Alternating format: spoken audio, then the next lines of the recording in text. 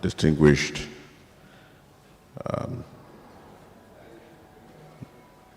ladies and gentlemen, senior special guest of honor, Timmy's co-plotter friends in court, at work.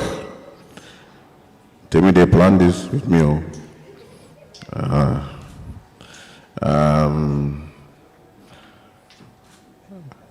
I acknowledge my brother, Shayvon, my cousin, Shani Adeniro,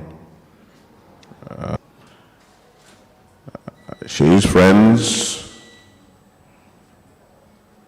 who, together with Shay, are in the habit of causing their father, me, myself, high blood pressure. When in the middle of the night, they're running around Adinijadele police station, Wanti, etc., to release NSAS protesters while I'm in the toilet with diarrhea. I'm praying to God, God, please don't let them kill these people, though. Particularly when my son gave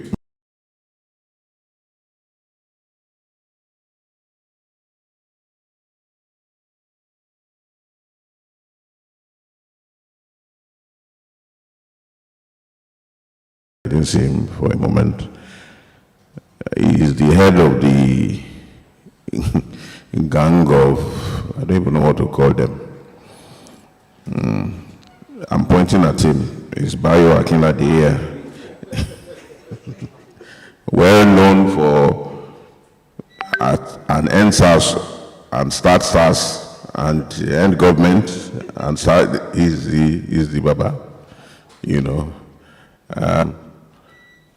I also want to welcome, I welcome friends, members of his NGOs, welcome my son, Taiwo Von, who's here. He's not like Timmy. His own is to use music to end SARS. Yeah. I welcome you all greatly, and I appreciate Sterling Bank. This is Cafe One by Sterling Bank. It's owned by Sterling Bank. Sterling Bank did do a great job. Welcome the members of staff here present. Chituru, thank you. I welcome you. Members of the crew present, I welcome you. And there's nobody too small to be welcomed. I welcome my Audley, who's standing there ready to end anybody that comes here to cry and end SARS. Yes.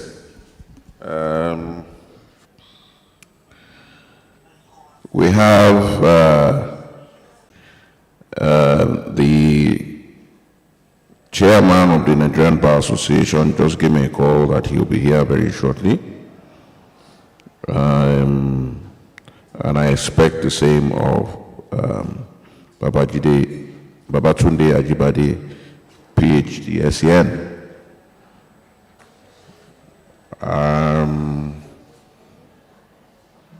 Okay, talk of the devil. Ladies and gentlemen, let us welcome the chairman, Nigerian Bar Association, Lagos Branch, Lateef Omoyemi.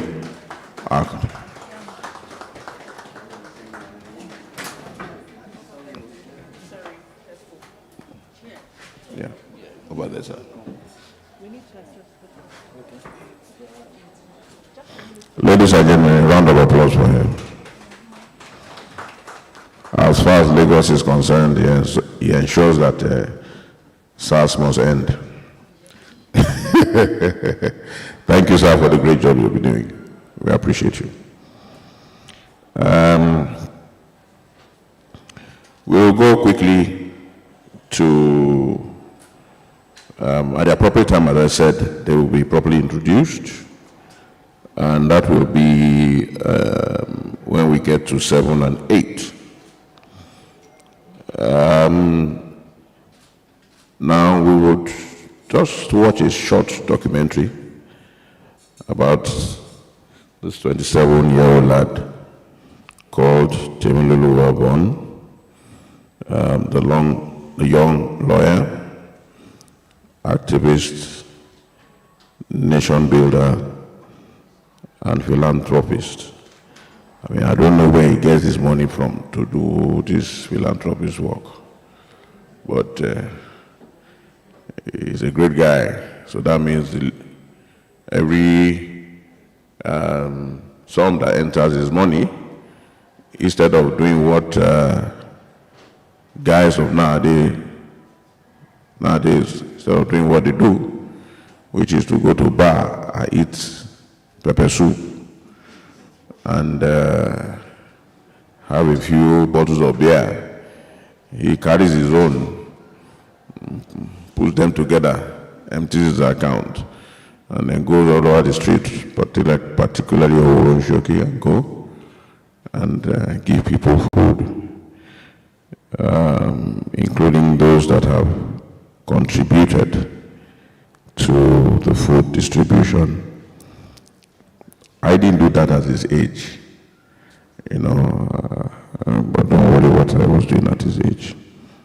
It's okay if father doesn't do. Ladies and gentlemen, acknowledge the presence of Babatunde Ajibade, PhD, SAN.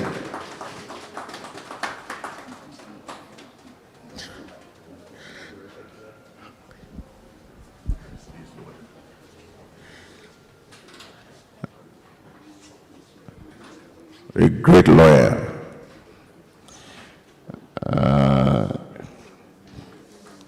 We all know, I'm sure we all know him. In fact, all the lawyers that I invited, I said, Babatunde Ajibade is going to come. We know him. Vibrant lawyer. That today they are bringing their application for employment. I said, in this place, don't worry, no chance for you. So, ladies and gentlemen, we'll just go to number 7 quickly, and number 6, and we will watch a short documentary about Temilolu Wabon, the young lawyer, activist, nation builder, and philanthropist. Thank you very much.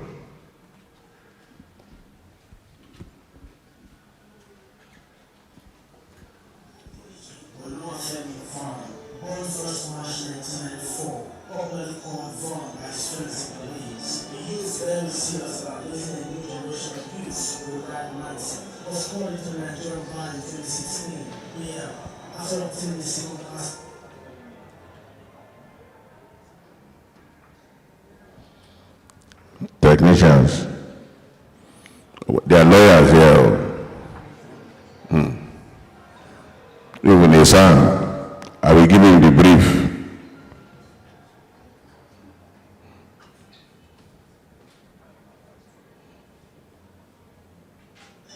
Temilolu Adeniji Oluwafemi Vaughn, born 1st March 1994, popularly called Vaughn by his friends and colleagues. A youth very serious about raising a new generation of youths with the right mindset. Was called into the Nigerian bar in 2016, after obtaining a second-class upper degree in law, LLB honorary, from the University of Lagos.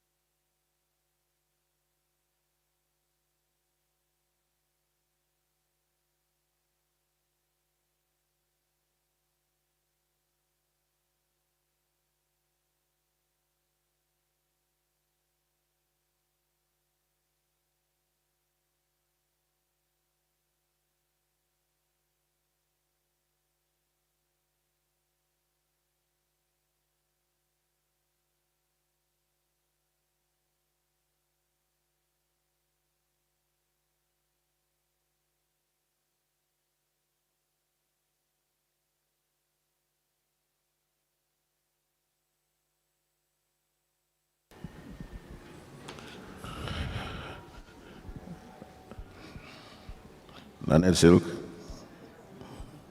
we need people like this more, don't we? Now, we'll go on to the lecture for the day. The lecture for today is going to be delivered by a very distinguished professor,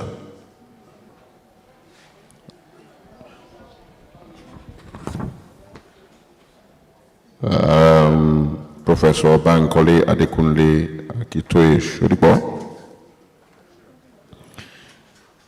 a Nigerian lawyer that has been involved with advising on foreign direct investment matters in various sectors of the economy for almost 3.5 decades. He has guided clients in privatizations, companies, reorganization, mergers and acquisitions, anti-competition, corporate, finance, energy, regulatory, oil and gas, environment, land and resources, intellectual professor, finance, tax and anti-corruption issues. You see why he's a professor? He is best known as a specialist in intellectual property, technology, communications, and allied rights field, especially in dealing with regulators on a wide variety of sectors. He has been involved in litigating and mediating contentious matters and advising on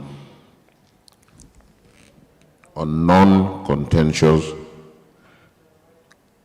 cutting-edge matters in many aspects of commercial law, in cases which have been resolved during or after trial. He has been involved in lobbying for drafting and advising on laws, regulations, and policies.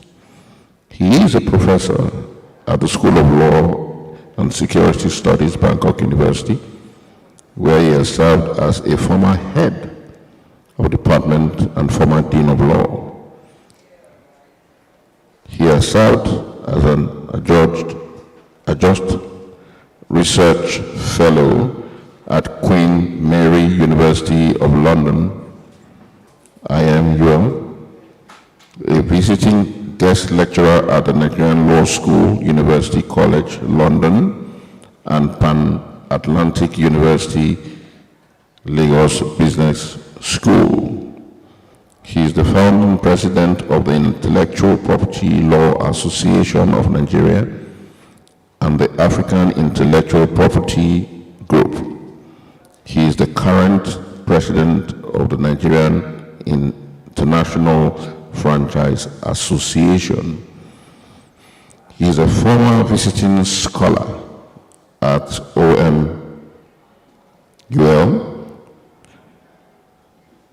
QMUL, a former visiting fellow at the British Institute of International and Comparative Law.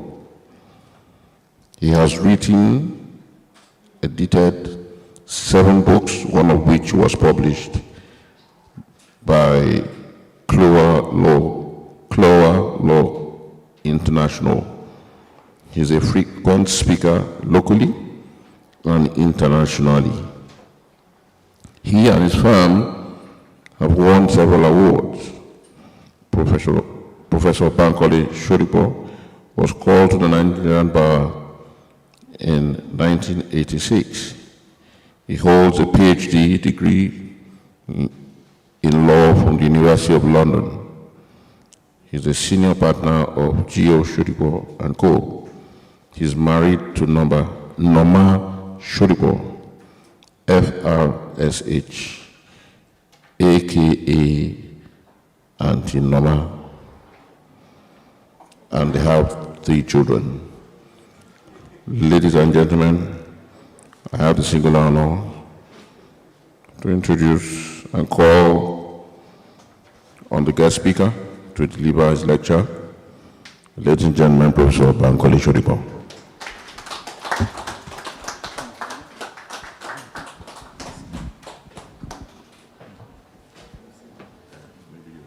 Yeah, so that I can see it. Yeah.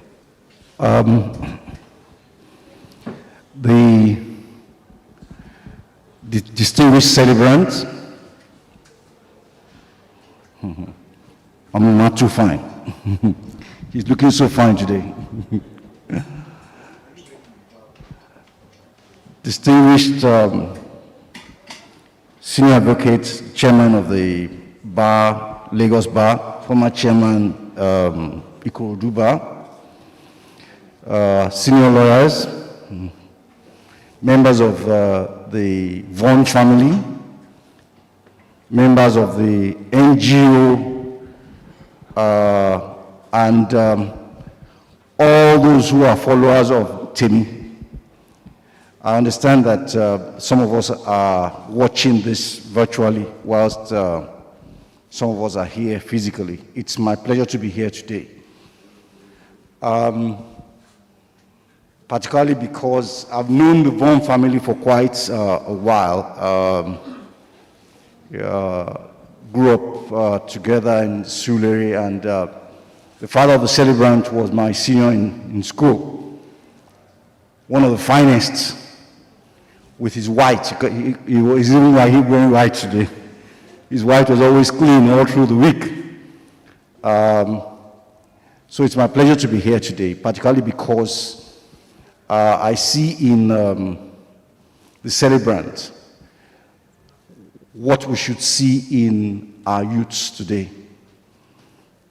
If Nigeria is to survive, if Nigeria is to become what it's supposed to be. I just want to share a few thoughts today. And can I have my slide on? And I've titled my address today, Of Brands, the Nigerian Nation, and the NSAS movement, particularly because I've read a little about the celebrant and the work he's done with the NSAS movement. I hope technology is not going to stop me from using the slides today. So, is it coming up?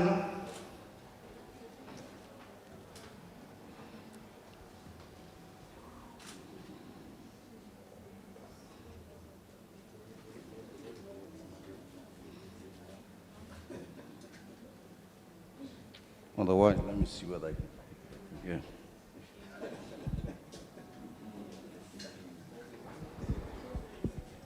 Okay. All right.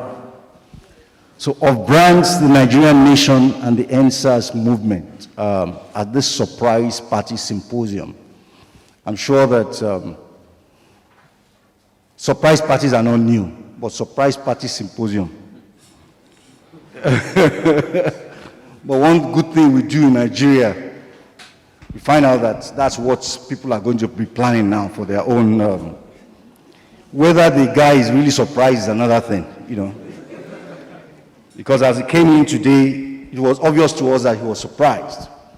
But mothers almost let the cat out of the bag because they are often so excited. She's not agreeing with me. Next slide, please.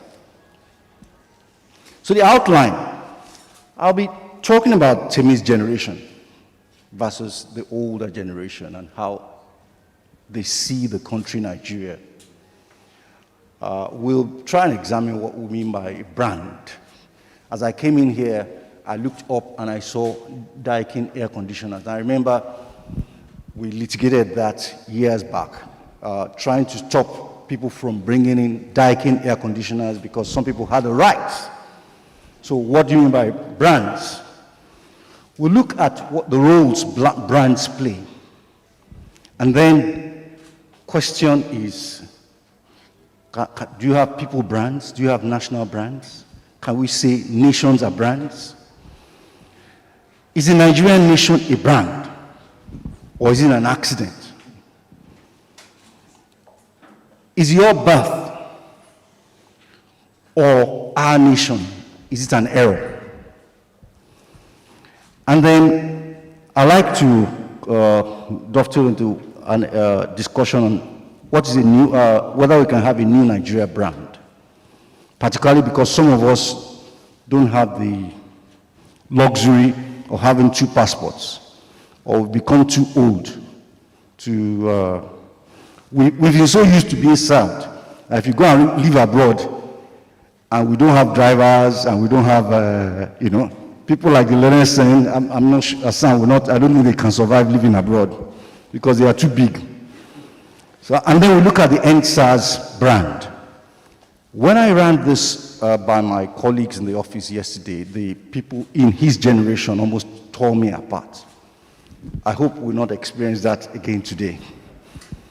Next slide, please. So, Timmy's generation and the generation before, in the 70s, in the 80s, the Nigerian passport was a thing of pride.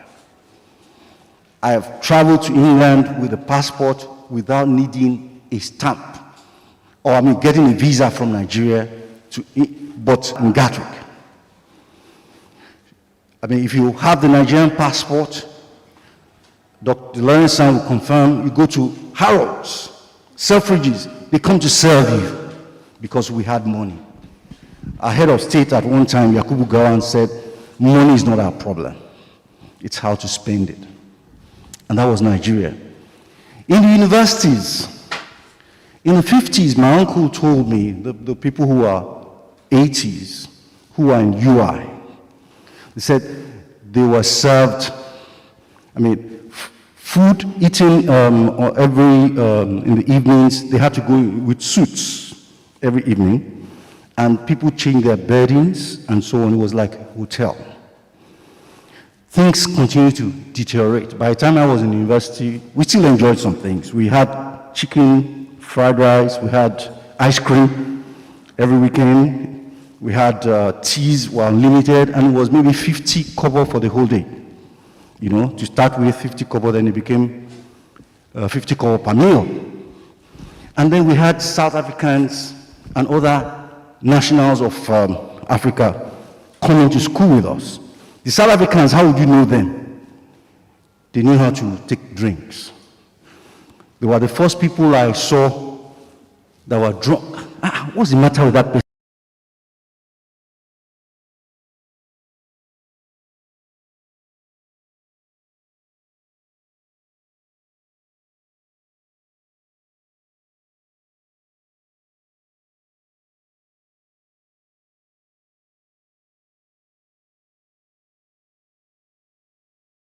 Finish from Unilag, finish from IFE, and you go straight to Harvard, Cambridge, and it was just natural. There was free education to the extent that accommodation, life was easy, at least relatively. A lot of people in my generation that condemn Nigeria, I challenge them and I say, Nigeria didn't do anything for me, Nigeria is useless. I say, how much did you have to pay for your education? When you finish your education. Your children, when they finish in England, in America, and some parts of Europe, they owe a lot of money today. So somebody subsidized that. The Nigerian nation did. I remember Professor Vega told me when he was 40, he went to, was it Stuttgart or somewhere, and bought 2 brand new Benz. With which money? As a professor. Today I'm a professor. That kind of money, no day. Graduate salaries. I think I was started on about 400 or 500 naira per month. And with that, you could rent accommodation. With that, you may be able to get a loan, get a car, new car, Tiaraba. You pay your rent in a decent place in Lagos. And paying school fees was not difficult. We had commodities, cashew, cocoa, so many things which we were exporting, apart from oil. And Nigeria was rich. Tap water was drinkable. It was drinkable. You just open the tap. There was no need for pumping machine. The pressure was good enough. But today, I hear Tebe's generation complain about salaries. And sometimes when they complain about salaries of some places, okay, if you complain about my own, I say, I did try. If you complain about the learned science, what do you want to make some of us say when they complain about the science?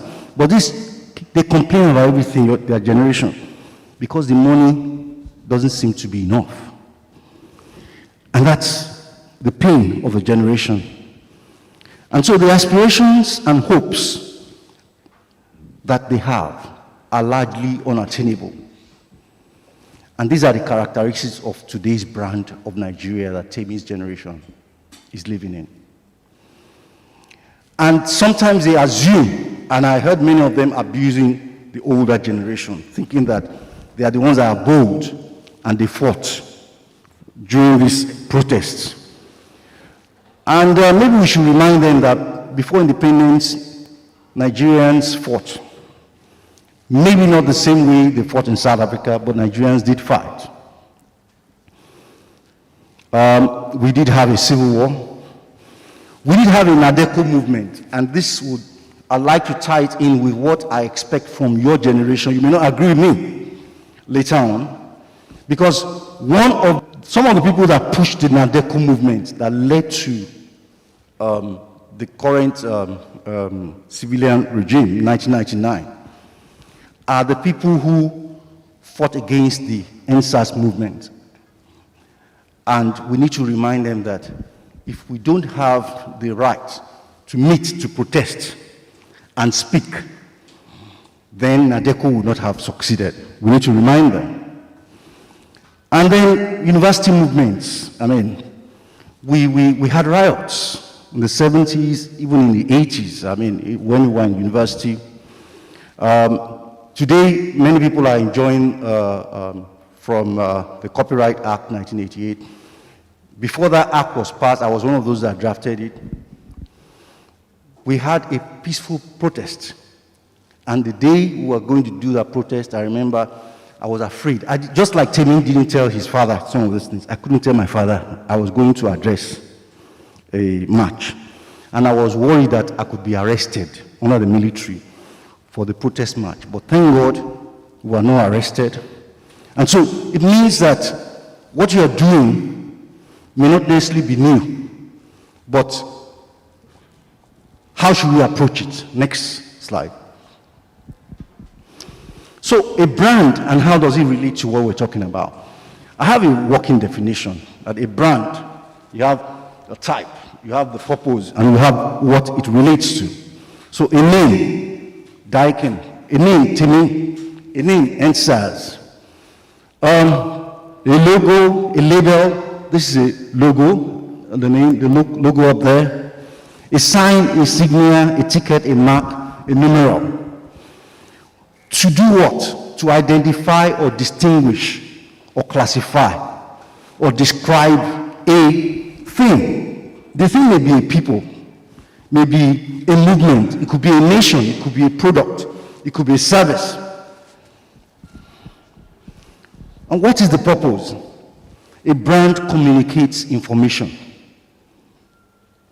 Information sometimes about the origin of the thing, of a people.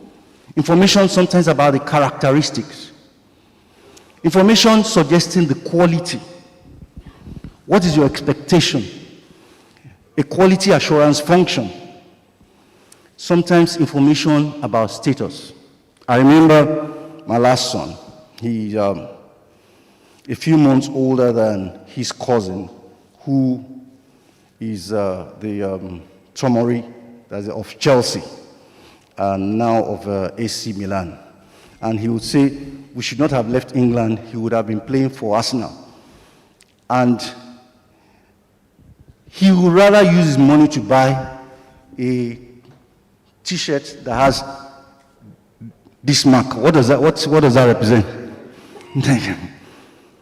And in those days, I mean, we're talking of about 20 years ago, no, let's say 18 years, because it's about 22 now, and that will cost 60 pounds.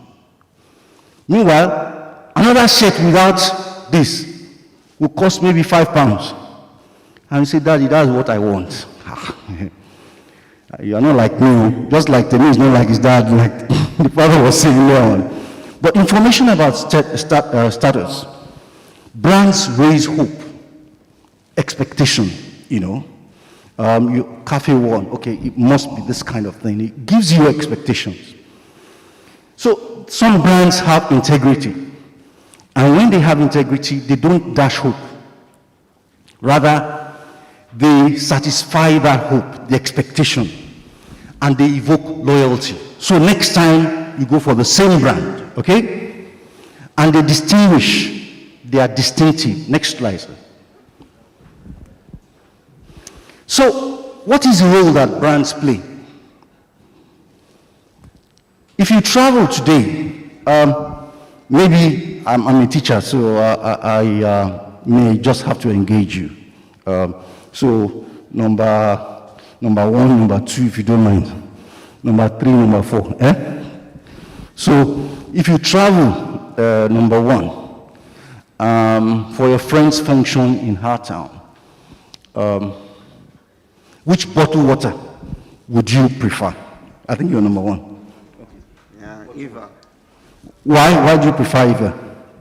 I've known it for maybe 25, 30 years. Okay, so you don't just go for any, you prefer Eva. So number two, if you, that same town, which hotel would you opt for? If you see one, a known brand, and one you are not sure about, and most people are even going for the one you're not sure about, which would you prefer? I think you're number two.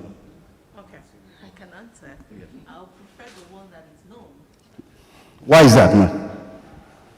I think because of some certain credibility. Credibility. Okay, so that's what the brand communicates. So number three, sir, uncle, Temi's uncle. Why, hey, I'm not sure, maybe I should just number four.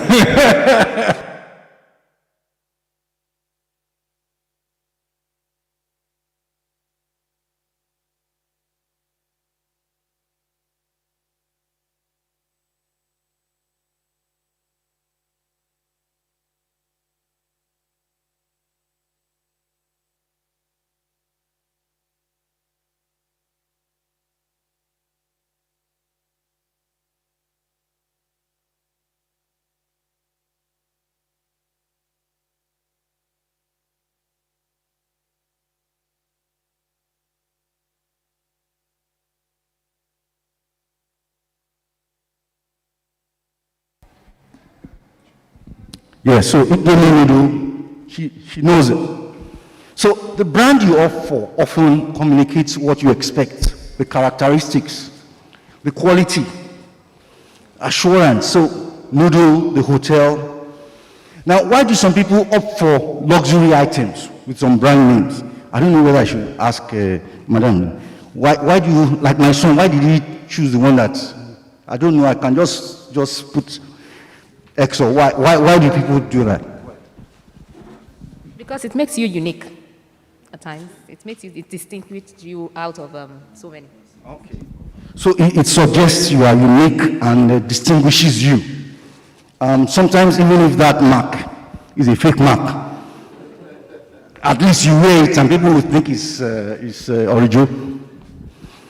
So they sometimes suggest the class, the status, and the integrity, satisfy hope, and evoke loyalty.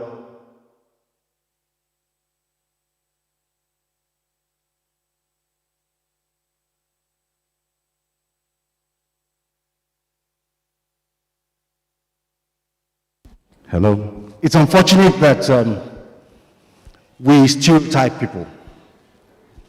The average Ijebu woman, for instance, knows Faji. Okay? So if you marry an Ijebu woman and you are complaining that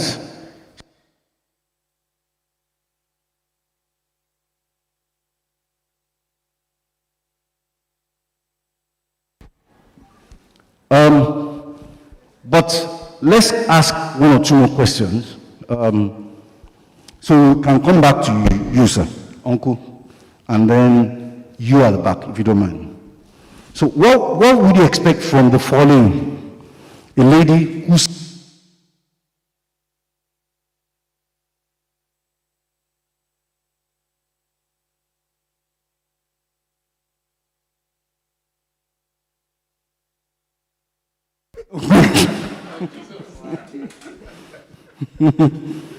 okay. What of you? If it's a white woman, what do you?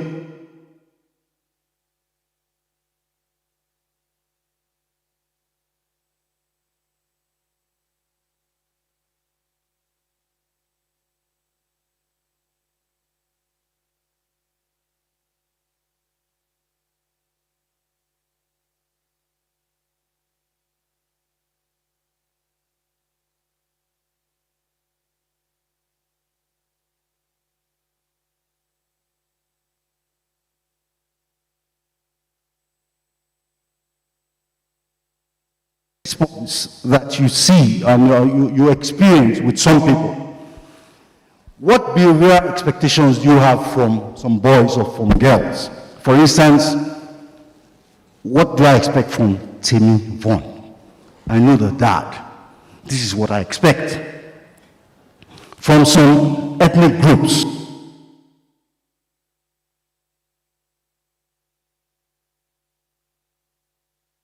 You expect me to be going to the kitchen as a married man to cook. Even if you are making more money than me, you are the breadwinner. Is to go to the kitchen to cook. The same thing from some secondary schools. I believe, at least in my days, there are some characteristics of people from.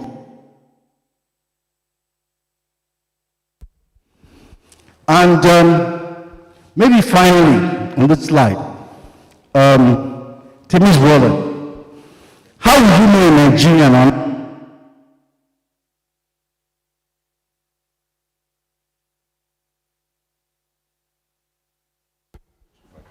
You can go on. Okay. There's unexpected power outage the night.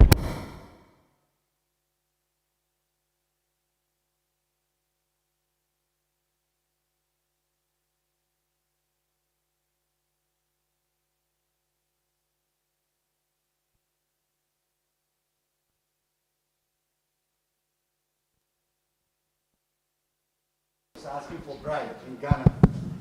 If European does, how do you think they will respond?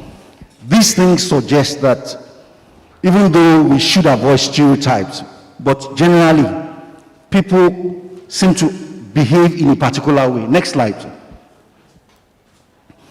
So is there a Nigerian brand? Is there a way in which Nigerians behave? Maybe there's a party and there's some music, Nigerians just start moving. Even if they can't dance very well, just start moving. Is there any characteristic about Nigerians that you can use to describe us? Are we trustworthy? Are we reliable? Have we always been like that? Do you think we are trustworthy people? Tell me, do you think Nigerians are trustworthy people? You think so? But I'm not sure your NGO people will agree with it. Now, when I was in the university, the learned son will agree that newspapers will be kept in a particular place.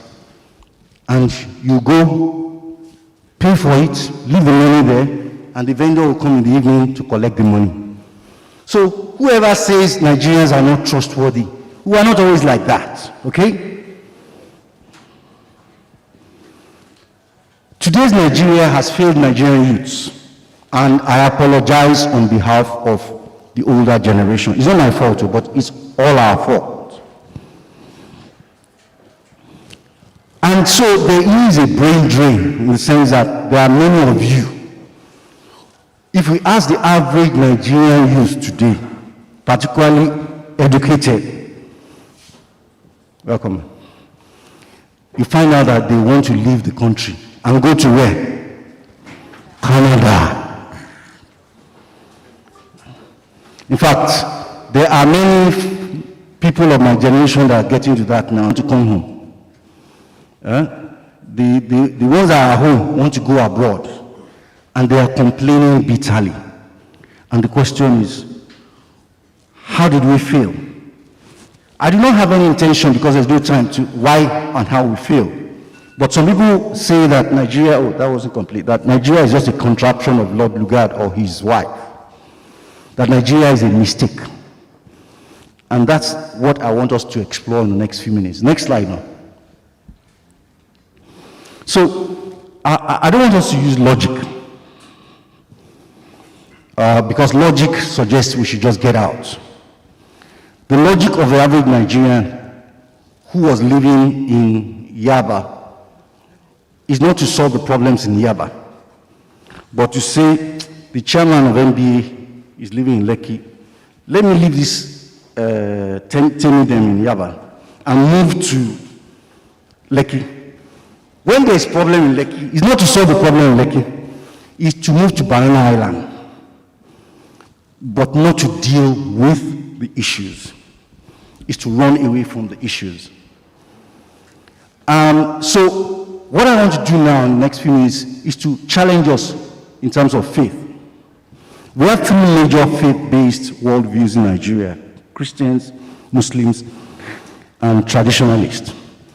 And so, as whatever you belong to, whatever you believe, what's your worldview about your being born in your family? Is it a mistake? Daddy has messed up, mommy has messed up, or was an accident? What's your worldview about being born in Nigeria? And I say that we could say we want to part with Nigeria, Nigeria should part. We could say we want to mend Nigeria, want to, But I am of the worldview, as a Christian, I heard a prophecy in the 80s that there's going to be terrible times ahead in Nigeria.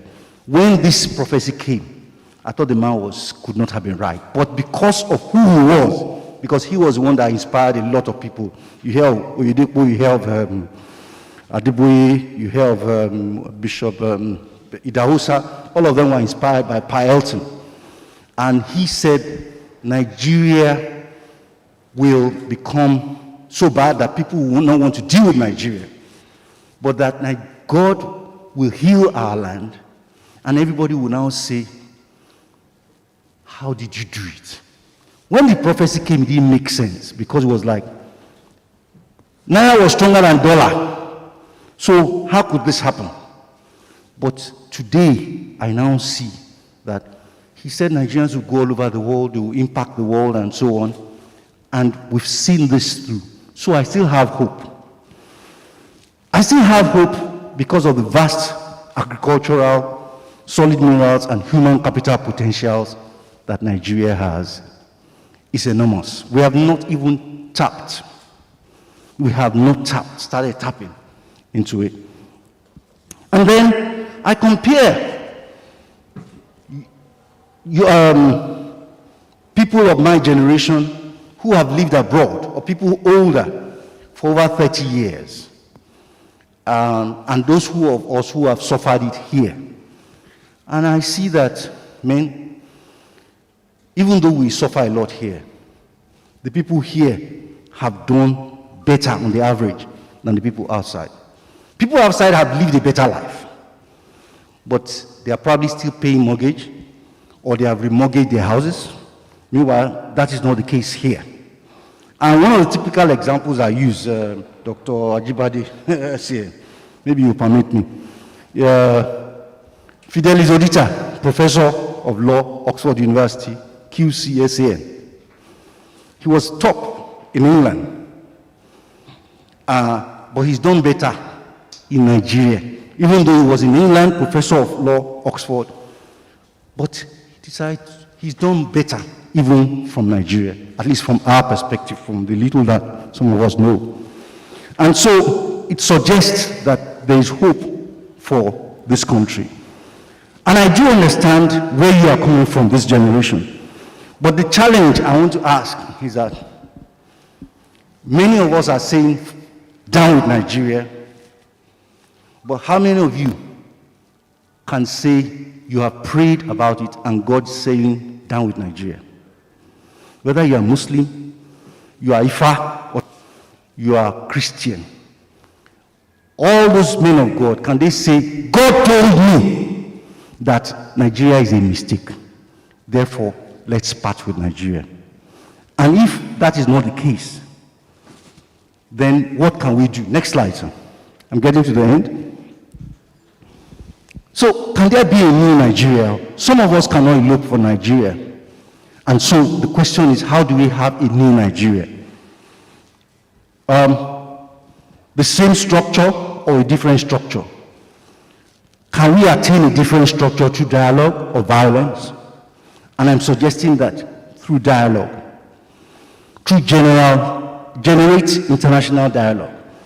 And your generation, Timmy, must pour its energy into this dialogue. Next slide. So the NSAS brand, it's a brand from the definition of brands. It's communicated peaceful protest. Is that not so? However, your generation allowed that brand to be diluted. Your brand was infiltrated. You did a lot to build a brand, not just money, a lot of brain work. But I say that there is greater effort that must be made to maintain a brand than to build the brand. And that's where I see some failings. That Indomie, Panadol, they fought against the tarnishing or dilution of their brands. They spent money. There was a time Panadol got an advert.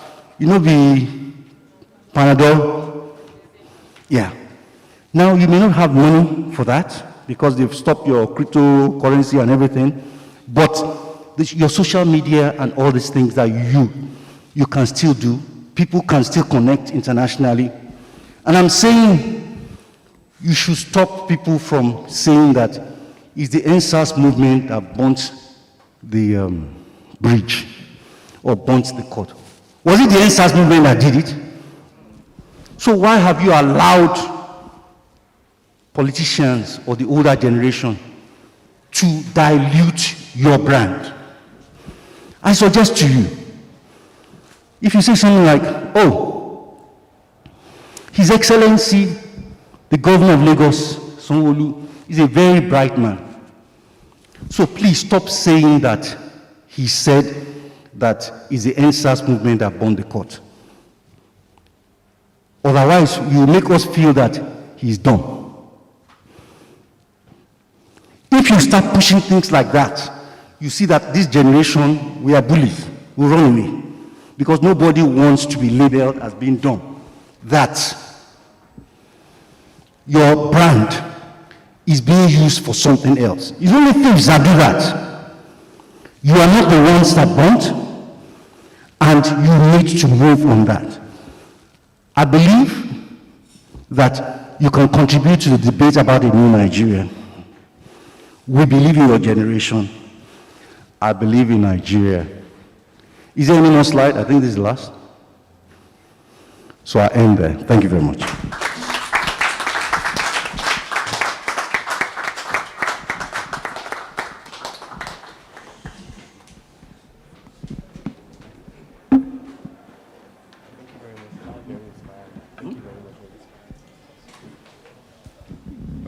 Thank you very much, Dr. Shudiko. Sorry, Professor. I reduced your, or did I increase it? Okay, maybe Professor Doctor. Yeah, thank you very much for gracing this occasion and honoring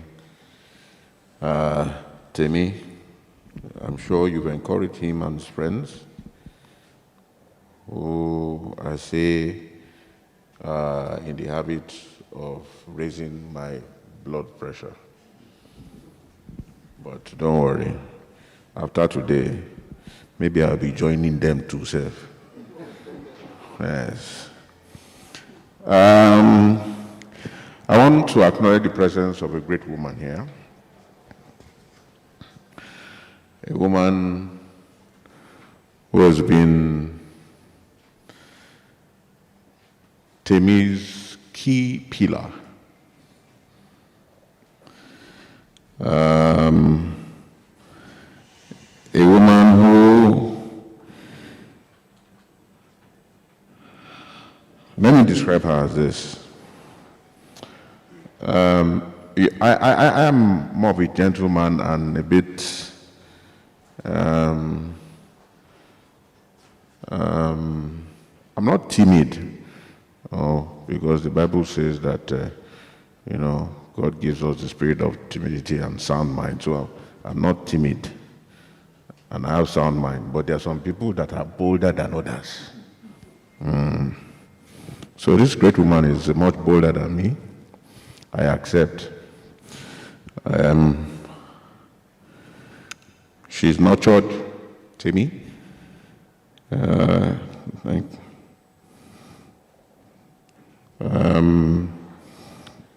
She's been there to make some of his dreams come true, except Ensa's dream.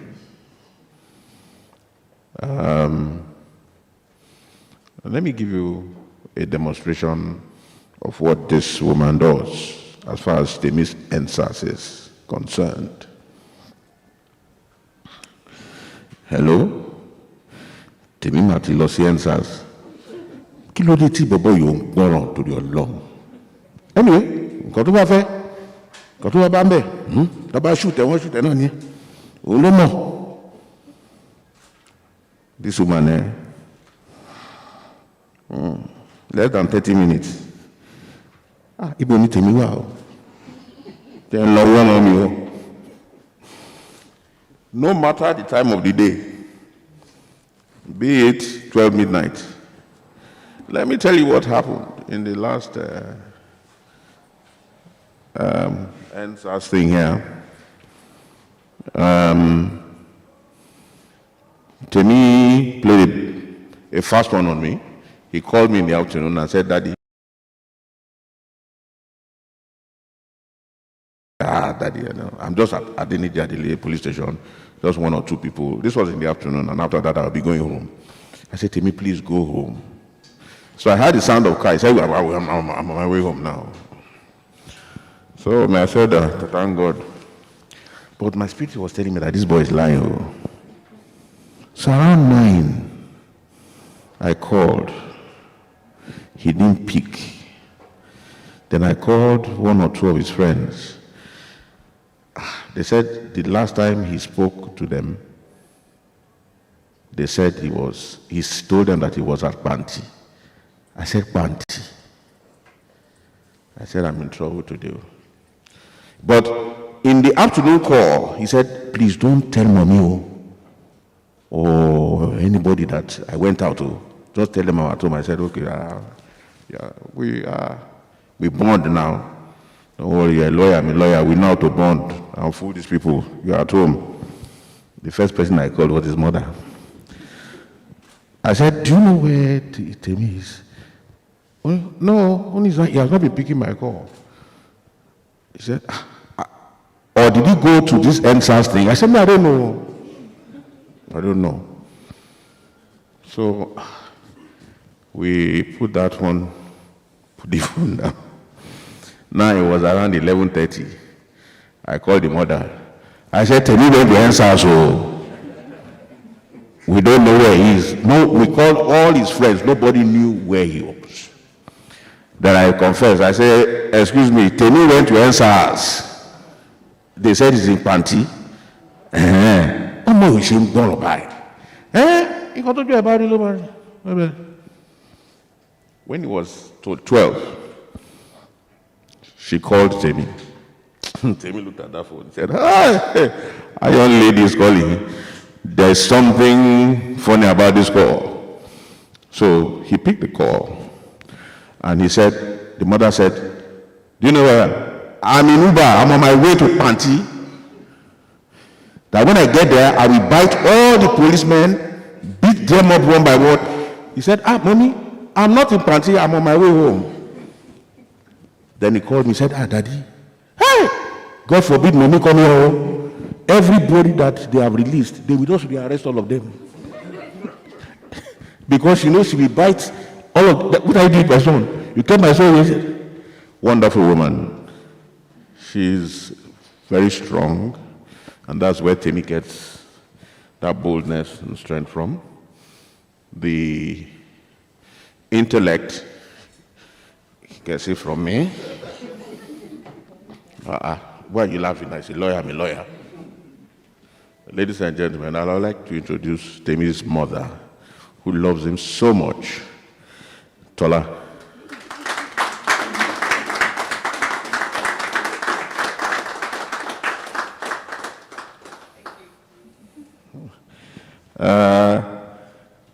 And then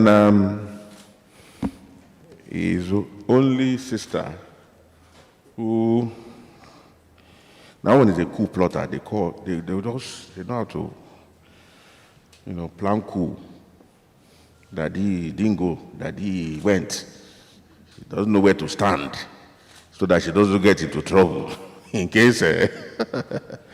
But she's also a strong pillar, supporting him as his only sister. Treats her like a mother sometimes too. And she's very frank, straight to the point, and tell you as it is. And they're always fighting. Then they will come on the family WhatsApp chat. "Daddy, I told Temi this. I said, "Leave him alone now." Temi too said, "I told this. Hey, leave you people, just don't worry." The only thing that my two boys say to me from time to time, that, "Daddy, you and Mommy are very wicked." Oh. I said, "What happened?" "You said you gave us green passport, and you gave our sister blue passport, because she was born in America. So you have to find a way to do it." Oh. I said, "Don't worry, when she gets of age, she will help you change it to blue." She's also my one and only darling. We bond and we plan coups together. Ladies and gentlemen, Toluwala Chevron. And then finally, there are some aunties that are, Muniba. Who wants to touch my nephew? Or, these people are all pillars. They played one role or the other in Temi's life and encourage him. The only encouragement that they don't give him is NSAS. But I can understand, they're not lawyers. We have Fumilayo, or his daughter, here present. So,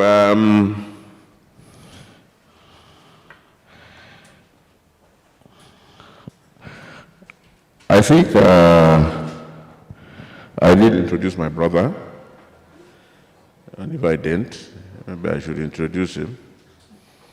Because, he doesn't even need introduction. When you see him, you will just know he's my brother. Because people wonder, you people, are you? Let me tell you what I've suffered from him being my brother. Because we look so much alike, I would just be going somewhere, someone would just slap me from behind. Say, "Man, bah!" Then he would look, "Sorry, sir. Are you Shei's brother? Why should I be asking you after you have slapped me?" Ladies and gentlemen, Shei Yvonne. And of course, my cousin, You know, he lives in Dubai, big boy. I hope NSAS are not looking for you. Shani, I didn't know. Okay, we will go on to word of inspiration, which is so important. You see, being inspired and reorientation is what Nigeria needs today, really. SPA Ajibade and Co. He was called to the Nigerian bar in December 1989 and elevated to the rank of Advocate of Nigeria in December 2017. He was the first member of his Nigerian law school set of 1989 to be so elevated. Dr. Ajibade obtained an LLB degree from the University of Ife, now Obafemi Awolowo University, in 1988. He obtained an LLM degree in corporate and commercial law from King's College, University of London in 1990, and a PhD degree in private international law from the same university in October 1996. A distinguished advocate, Dr. Ajibade has been engaged in active and full-time practice. He has extensive practice as a courtroom lawyer. Several of his years in which he has been involved have come before the highest appellate courts in Nigeria, the Court of Appeal and the Supreme Court, and are reported in Nigerian law reports. He has also excelled as an ADR practitioner, attaining the status of a Fellow of the Chartered Institute of Arbitrators, United Kingdom. He carries behind him extensive experience in all aspects of commercial arbitration, both domestic and international, as well as in investment treaty arbitration. Ladies and gentlemen, to give us words of inspiration, may I invite Babatunde Ajibade, Dr. PD. Thank you so much, sir. Good afternoon, distinguished ladies and gentlemen. And thank you, Mr. Vaughan, for that overly generous introduction. Let me start first and foremost by apologizing for coming late.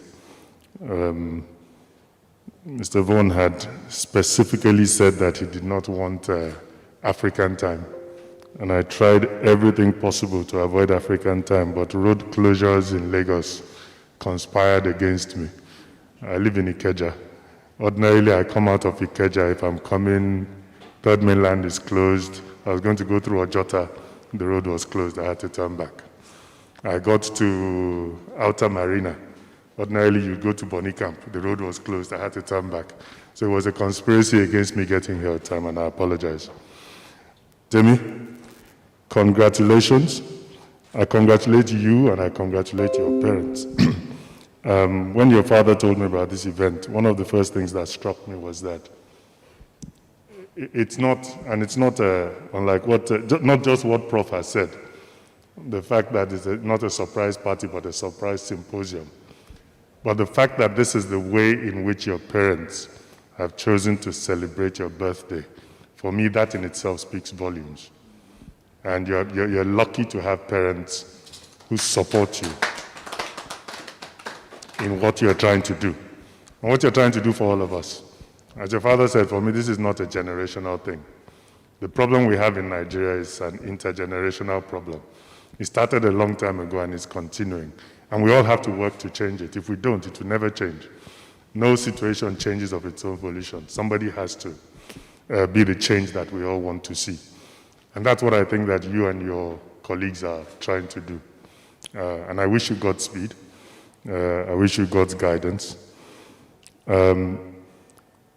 Professor Shodipo and I come back a long way, and I wasn't surprised at the depth of the short, what appeared to be a short paper that he just delivered, but contained so much. I mean, he compressed so much into that short space. And as I was listening to him, I was taking down notes. I didn't have anything prepared, but just listening to him, I could see that there was a lot that one could develop from his discussion of a brand in the context of Nigeria and where we are today. And it just raises a lot of questions in my mind. You know, Professor Shodipo spoke about NADECO and about the great impact that those who are the NADECO soldiers of yore, that they made in saving us from the military, saving us from the Abacha years. But I think it's quite ironic. Where are those NADECO people today? From being the solution to the problem then, they transmuted to become the problem now.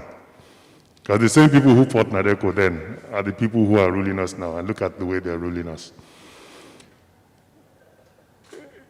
NSAS, you know, when the NSAS movement started, and I've said that to as many people as care to listen who are in my own little sphere of influence and of my own generation, that if we allow this opportunity to pass us by, we will regret it.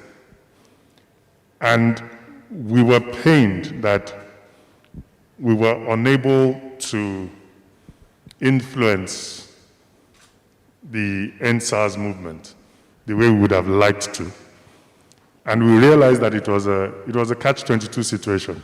Because the reason why the NSAS movement was so successful was that it didn't have a focal point that anybody could, you know, attack. But then that was also its weakness. Its weakness was that because there was no focal point, it was easy. What Prof has described as a dilution, I don't think it was a dilution. I think it was a conscious step by the powers that be to decimate the NSAS movement, not just by the shooting. That was actually secondary, and that was the final straw. But it was actually by infiltrating, by sending in the thugs, getting them to go and burn down things in order to give NSAS a bad name.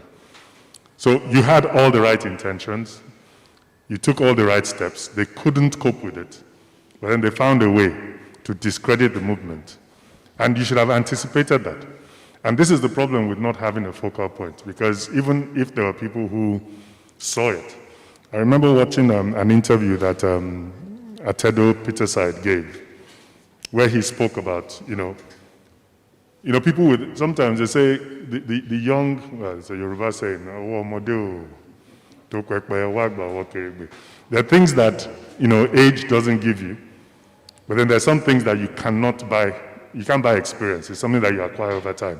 When I listened to Mr. Peterside talking about when he realized that the government was going to switch gear, the moment they started talking about this is no longer a protest, this is about regime change, this is about forceful takeover of government, at that point, he realized that this is going to get messy. Now, if you had older people who are part of the NSAS movement, who had that experience, they would have been able to engage. Also, in my view, just like NADECO, the NSAS ought to have been, there should have been a plan to translate it into a political movement. Because a protest in itself, at the end of the day, every civilized nation needs to have, there have to be governance structures. And governance structures, the problem we have in Nigeria is that our governance structures are populated by the least deserving. Now, to get the right people into our governance structures, we can't eliminate governance structures, because otherwise you have anarchy. So the solution must be to get the right people into our governance structures. And that, in my view, should have been the end objective of the NSAS movement, to get rid of the professional politicians and put the right people in position so that they can do the right for the majority of the people. And that it still has to be the objective. I mean, the movement may have been an opportunity lost, maybe it should have been quicker, but 2023 is around the corner, and I've heard other people say it. You guys need to get together and find a way of influencing the political situation in Nigeria. It's not an easy thing. My good friend, Mr. Akinlade, knows that contrary to, for all the people who know me, the last thing they would have expected was that I would run for any form of political office. But it was this same kind of concern that made me run for the office of president of the NBA in the last elections. It wasn't because I didn't need a title, but it's a concern about if we don't try to do something to change the situation, then we can complain from now till the cows come home. Nothing is going to change. We all have to stand up. And you guys have stood up to be counted, but you have to now make it count. And we have to assist you in any way we can.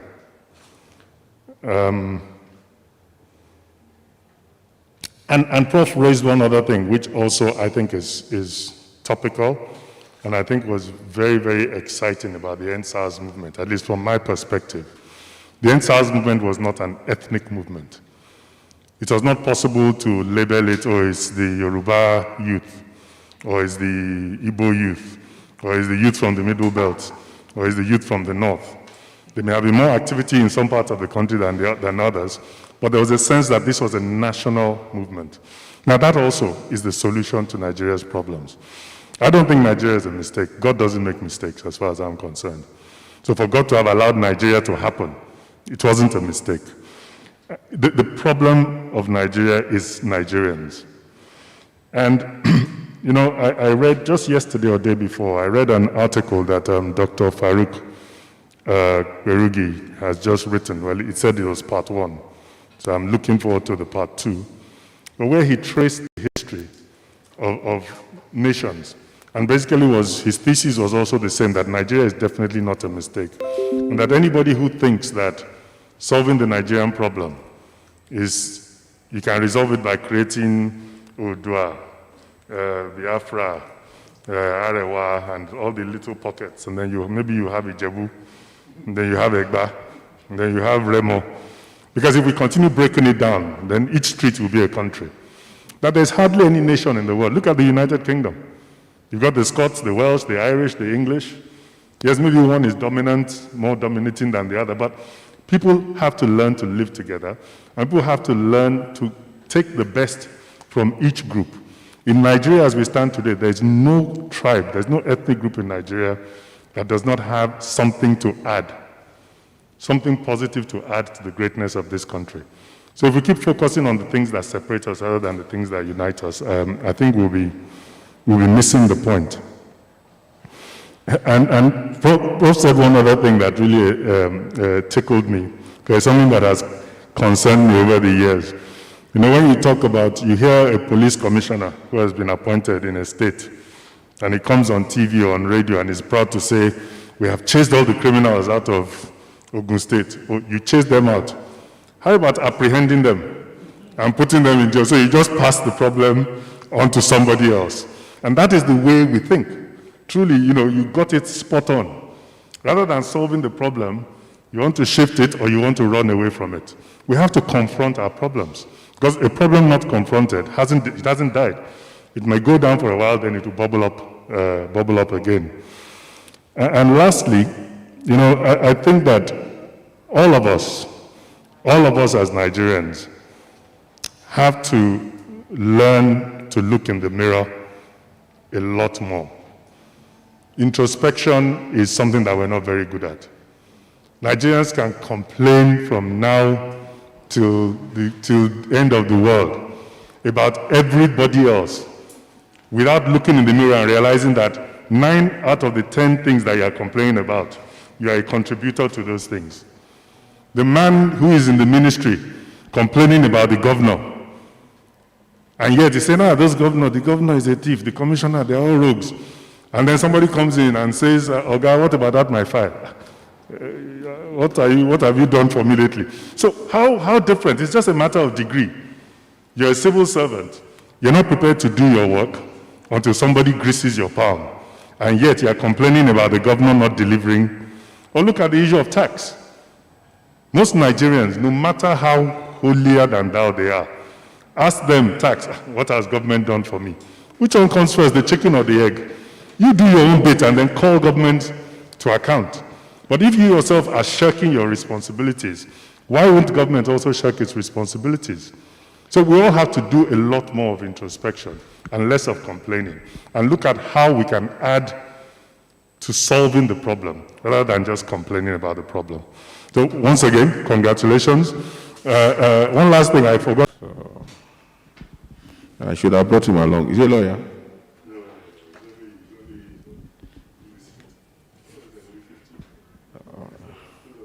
It's not too late to be a lawyer, you know. Thank you very much, sir. I appreciate your coming and taking time out to do this for young Temi and his Banti chasing ordinary lawyers. It's not a degrading thing, oh, sorry. It's very, I wish I could be. Next one, call me, I'll be in the forefront. I assure you. But when I hear pow pow, you will defend me. Well done, guys. Great job. Great job. Great job. Now we would call on our leader in Lagos. Whether it's a son or it's not, it's our leader. MBA chairman is our leader. It's our guy. He alone can end this ourselves.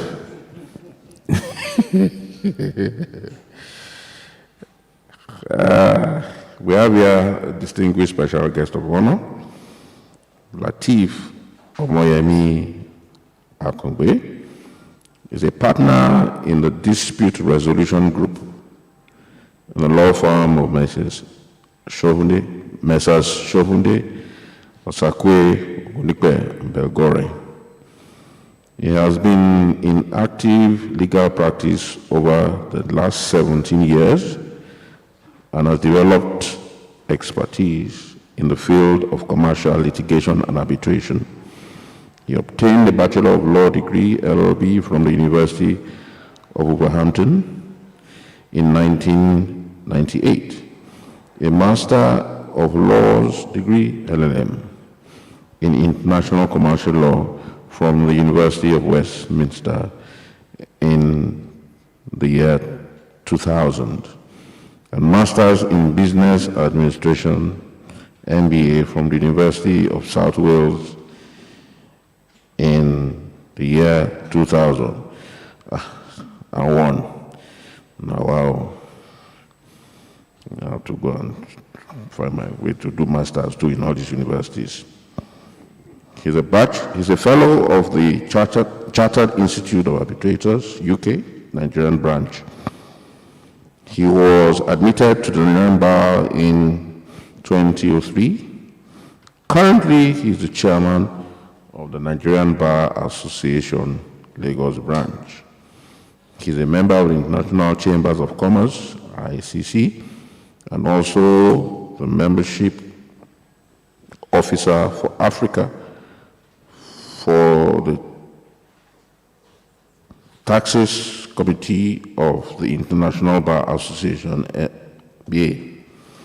He is a contributing author to the International Arbitration Review, 3rd edition, the Dispute Resolution Review's 4th edition, and dispute resolution in 48 jurisdictions worldwide from the 2007 to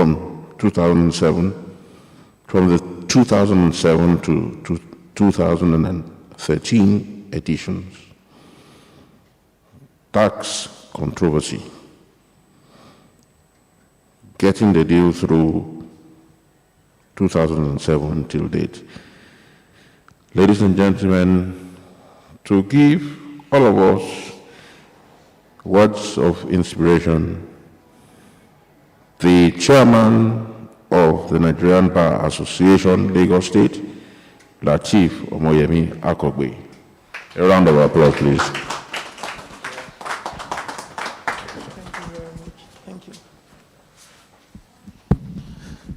Thank you, everyone. Thank you. Good afternoon. There isn't much for me to say. Mr. Vaughan has not been very fair to me in getting me to come and speak after a professor has spoken and a doctor has spoken. I wonder what I could possibly offer. I compare my situation to when there's been a very heavy rain, everywhere is flooded. Then afterwards starts drizzling. I mean, who needs that? Everywhere is wet already. So there isn't much for me to say other than to congratulate my younger friend, Timmy, for what you have been doing. You've answered your calling as a lawyer.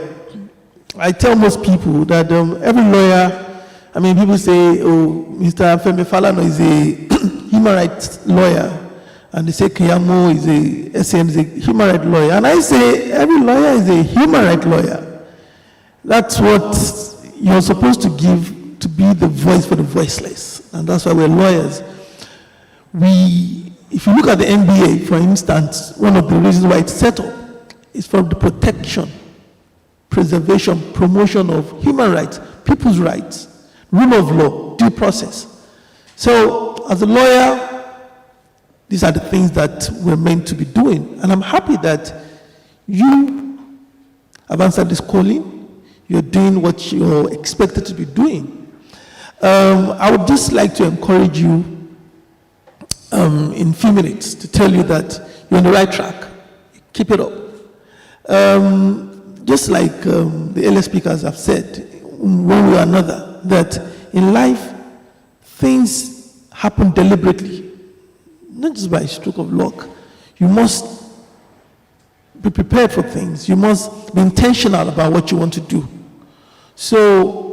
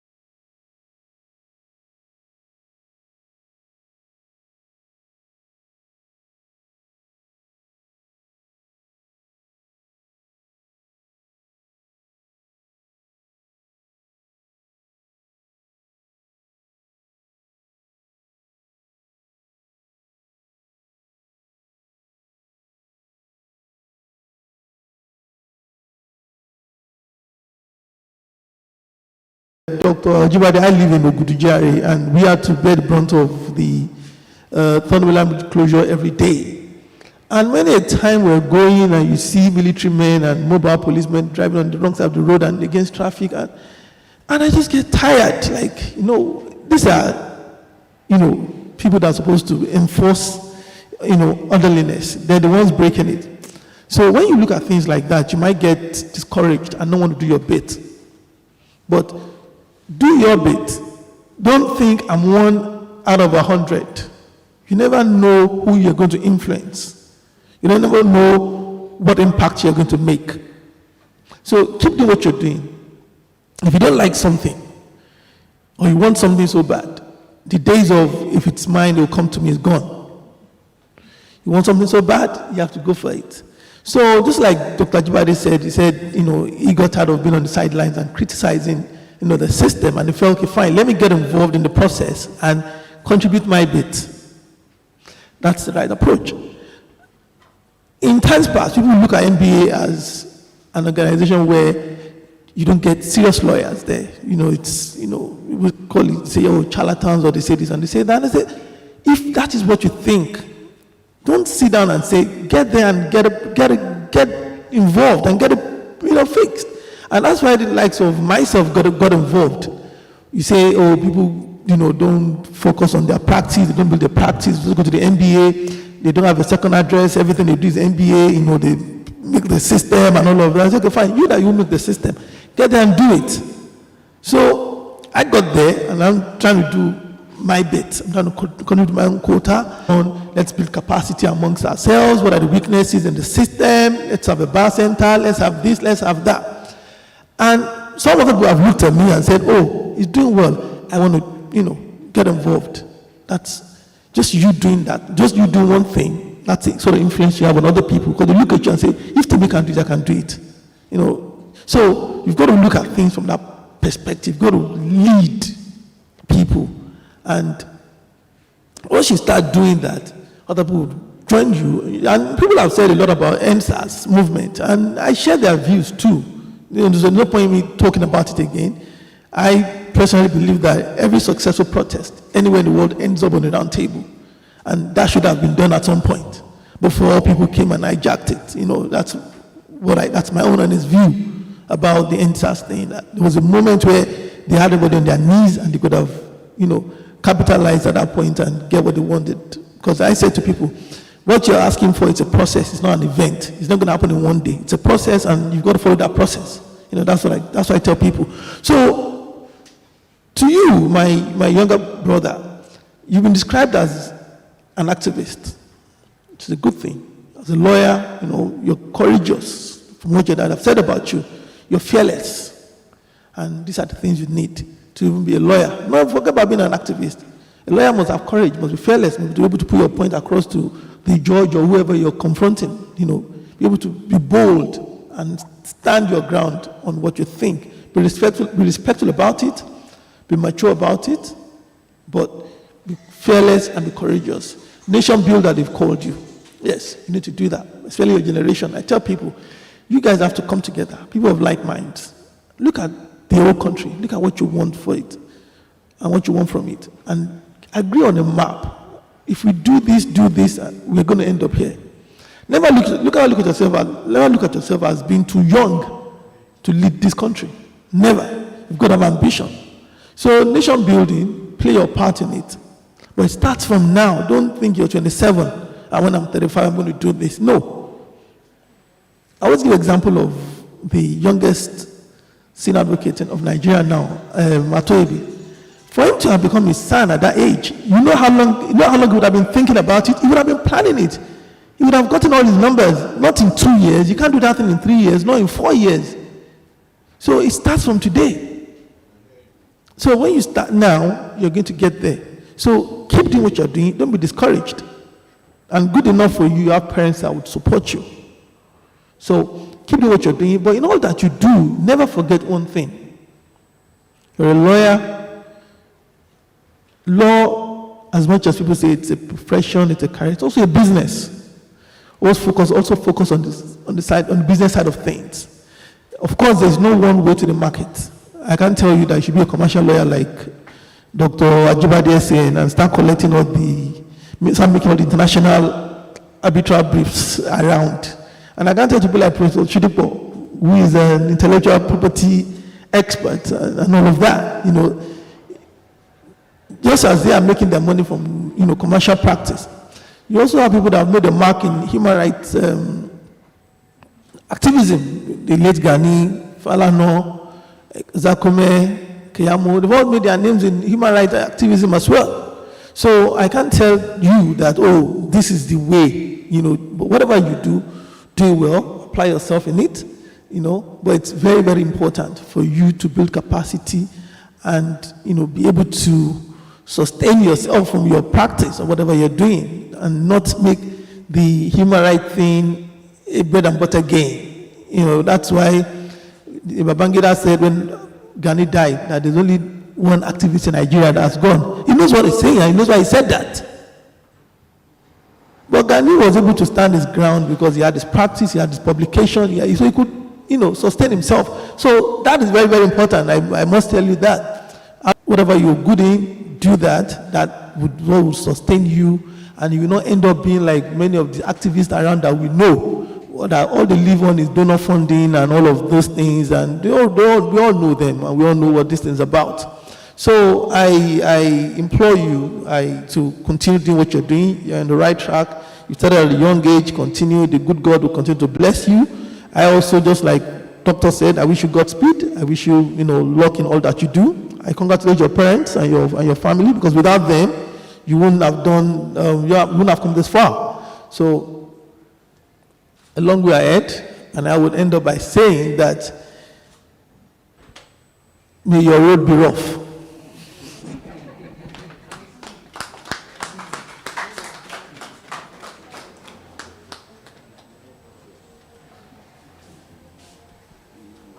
Thank you very much.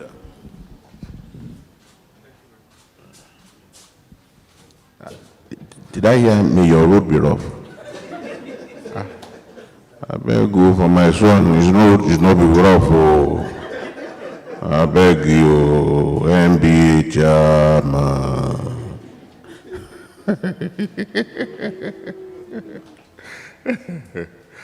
Thank you very much, sir. I really appreciate your coming. I really, really appreciate it. The MBA chairman is a great man. I met him only once.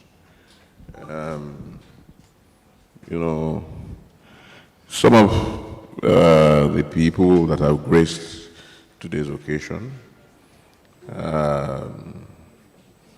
you will have the impression that I've known them for a very long time.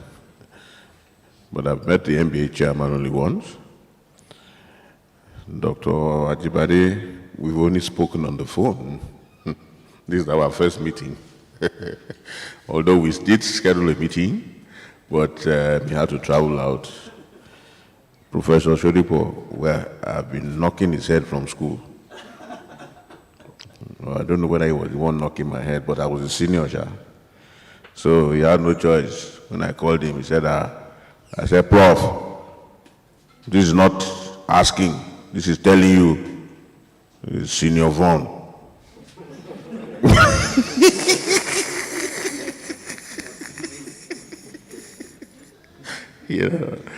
So it's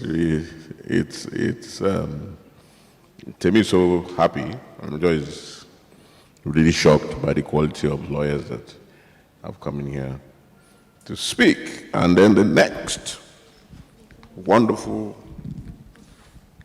amazing lady that we're going to call to speak is a BA Tam George, Mrs. It's accredited regional attorney mediator with the compliance advisor ombudsman for the international and the multilateral investment. Now my glasses here, so I'm really straining. Multilateral investment guarantee agency of the World Bank Group.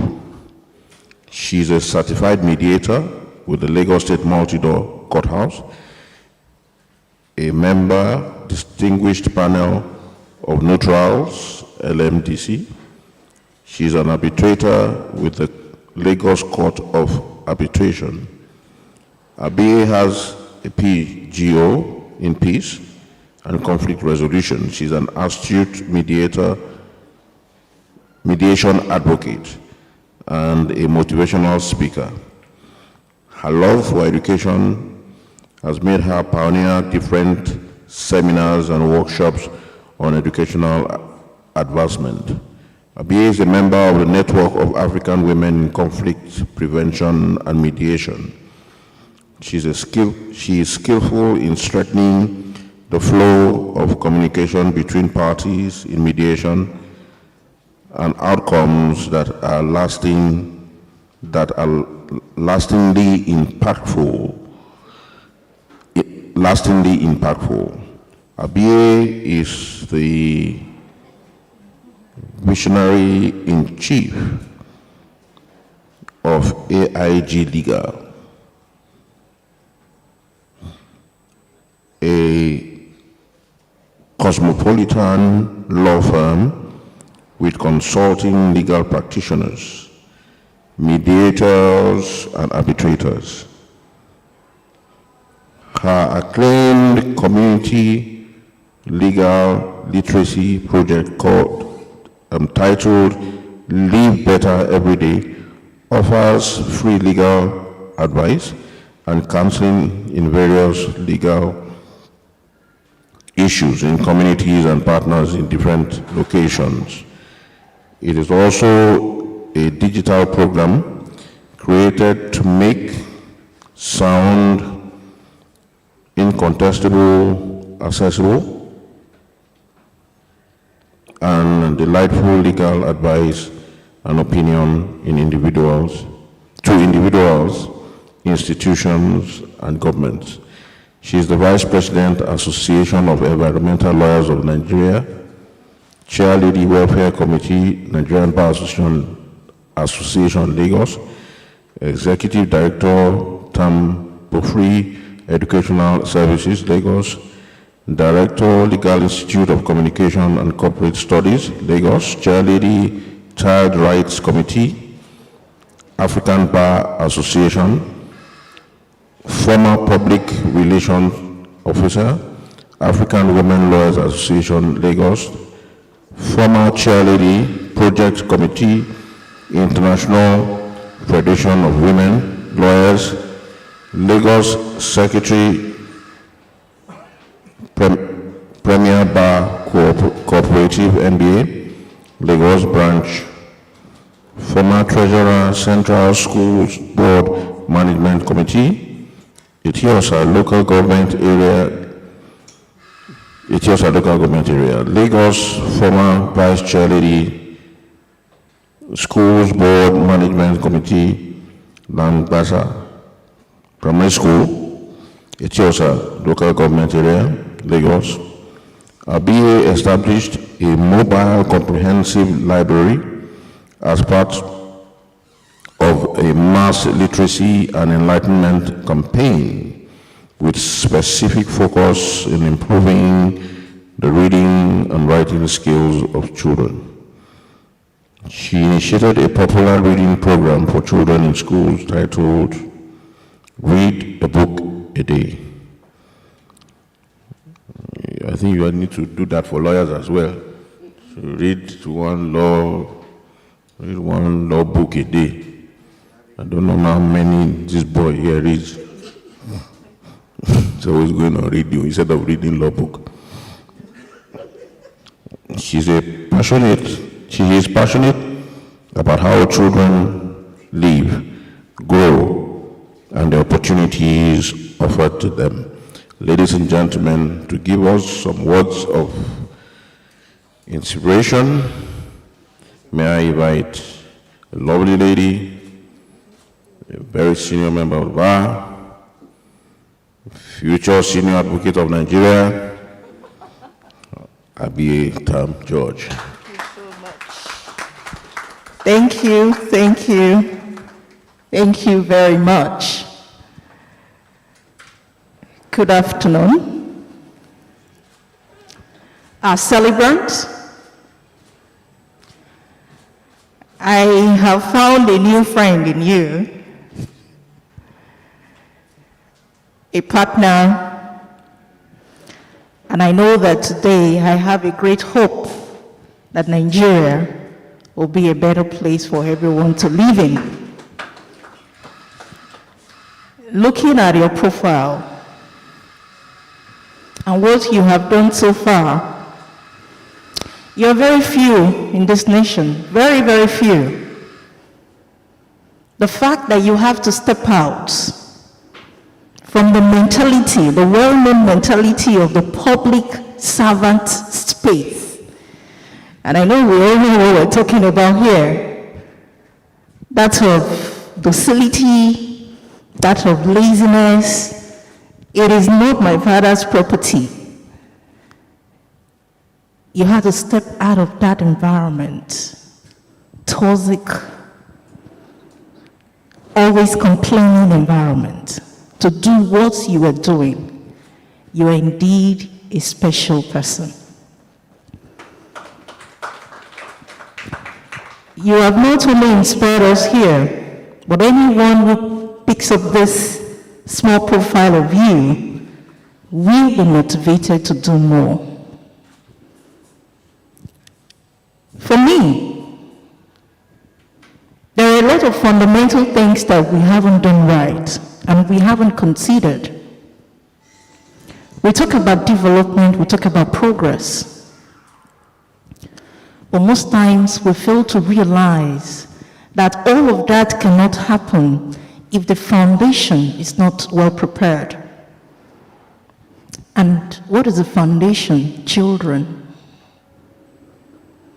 The relationship that I see today between Savon and every one of us here, including his children, is very rare to find. You simply cannot find it in most homes in Nigeria, where a father can conspire with his son not to tell the mother what is happening. But somehow that is his own way of encouraging his son, even if deep down in his heart he knows that this is going to hurt my son. This can take the life of my son. Somehow he knows that this is a good cause. And so we need to go back to the basis. What is the kind of education that we have with our children? What is the relationship that we have? I've been involved for quite a while in going to depressed communities, talking to parents, even my fellow colleagues, professional groups. When you talk about the child, to them it's like, excuse me, what do you want to talk to me about my child? Who are you? It's my child. But ask a simple question. What are the tendencies of your child? They're only going to stare at you because they don't know. Tendencies of children are being punished in this country. The growth processes of a child is being punished in this country because for them, the child is being disobedient. The fact that you're curious, you're anxious, it's been punished. And so how do we quarrel today that we're not speaking up? So there are a lot of things that we need very urgently to revamp, to reconsider, to learn again. And part of what you have done is to remind us that we need to go back to the drawing table and re-strategize. The answers, for me, is still very much around us. All we need to do is to go back and re-strategize. We need to form different committees, different structures. We need to be able to see the end. We need to be able to see the challenges that may confront us. We need to repackage because we have nothing to do. We need to save our nation. We need to save our children. And so it definitely would not die. It's alive. Your boldness, your courageous step is indeed an awakening. We're ready to go with you. I am ready, count me in. I've been doing this for a while. I've been looking for partners. And that's why I said I found a partner in you. Because together, we'll be able to brainstorm. We'll be able to come up with creative solutions. Because, again, times have changed. We need to really go ahead, to really come up with technologically empowered tools to stop some of the things that we're experiencing. Before you know what I'm doing, you're already down on the ground. That is the kind of strategy that I'm thinking about. And I know that if I sit with like minds, by the time we discuss, by the time we disagree, by the time we put to the table our ideas and knowledge, we'll come up with a solution that can change things without a protest, without a bullet. I believe it's possible. For your humanitarian work, I am short of words. You see, because we see a lot of things every day, but the very common things that we can do stare us to our faces. We're talking about kidnappers everywhere. We have children already kidnapped on our streets everywhere, street children. They're there, we see them every day. What are we going to do in the next 10 years with those kids on the streets today? What are they going to become? Someone had referred to them as Youth 2. They were the ones the government was still able to use to undermine a beautiful protest. And so again, working with you, we need to see how we can reach the Youth 2. The ones still very little, and the ones already adults. We need to find a way, a strategy to bring them back from their mentality of destruction, of neglect, of lack of love, and make them to understand that there is a better place for them in life. I don't want to bore us. A lot have been said, but truly, you've got a golden heart. Truly, we will never forget you. And I know that together we will achieve more. Thank you so much.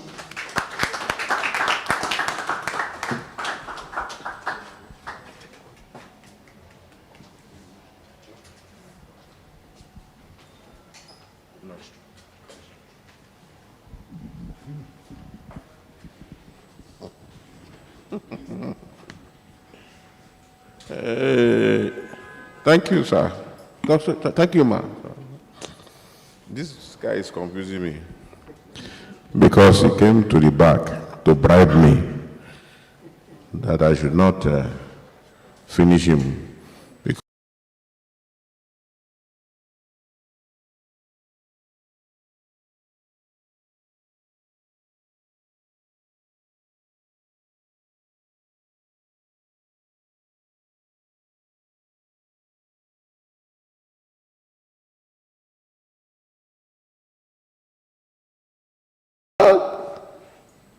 In fact, at one stage, I had to even refer him to my son.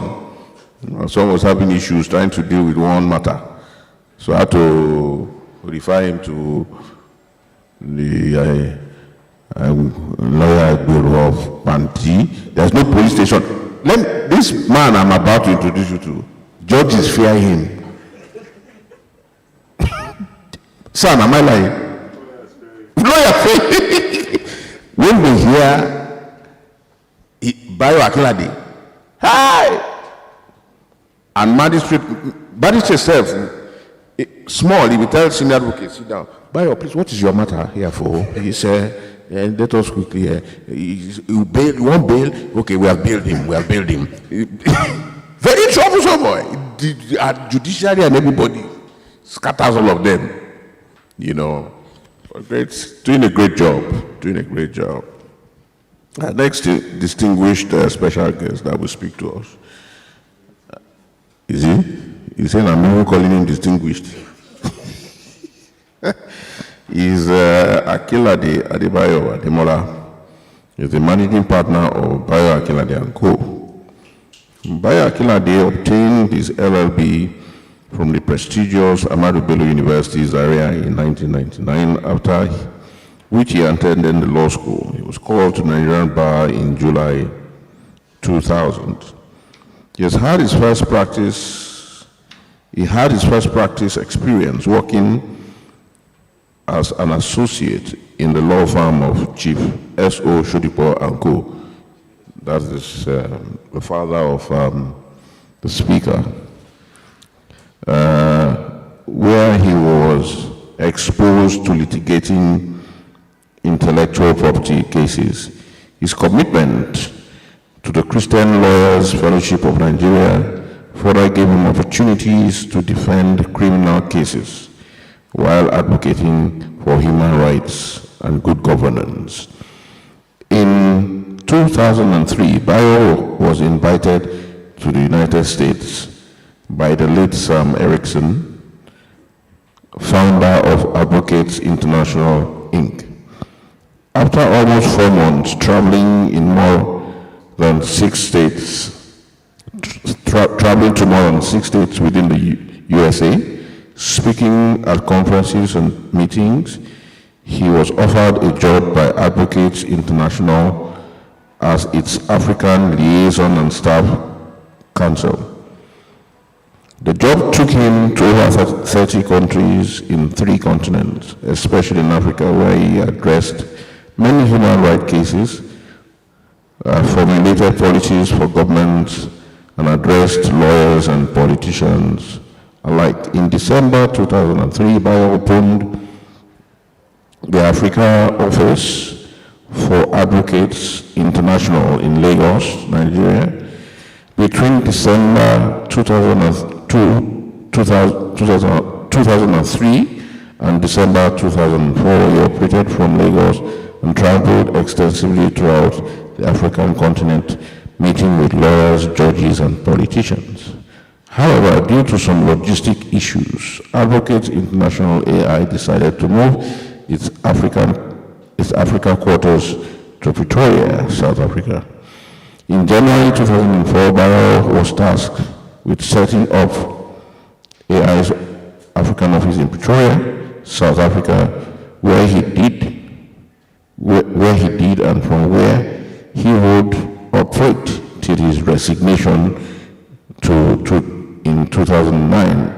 Bayo, who would operate out of AI's office in Fairfax, Virginia, USA, 3 years, 3 times a year.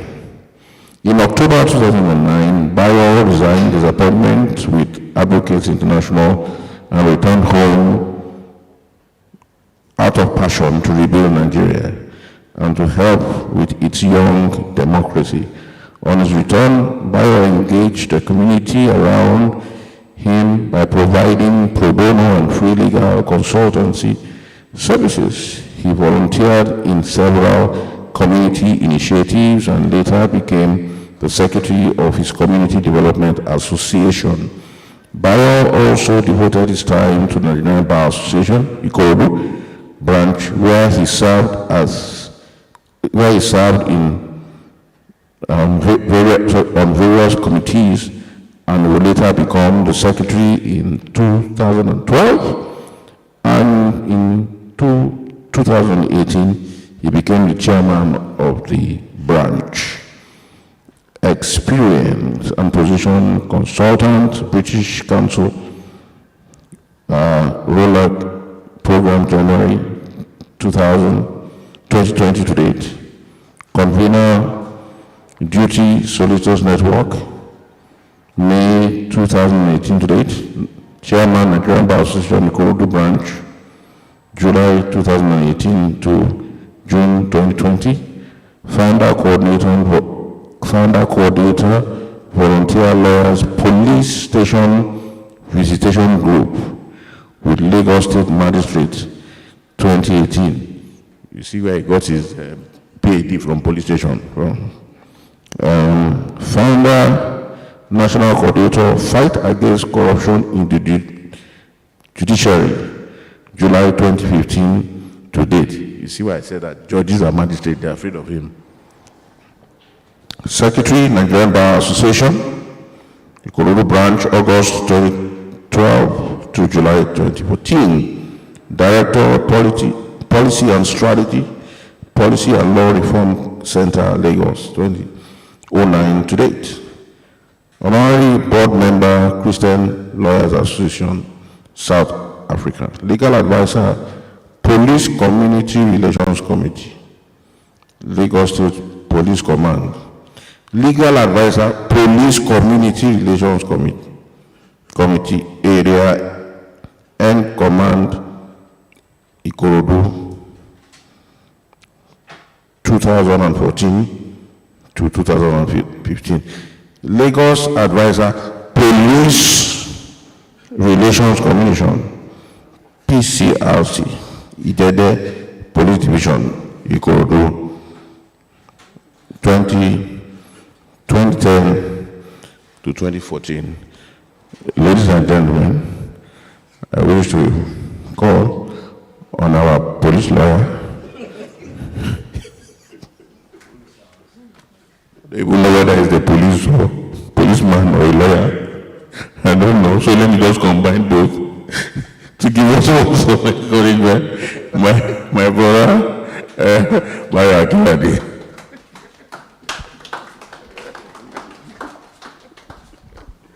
Thank you very much.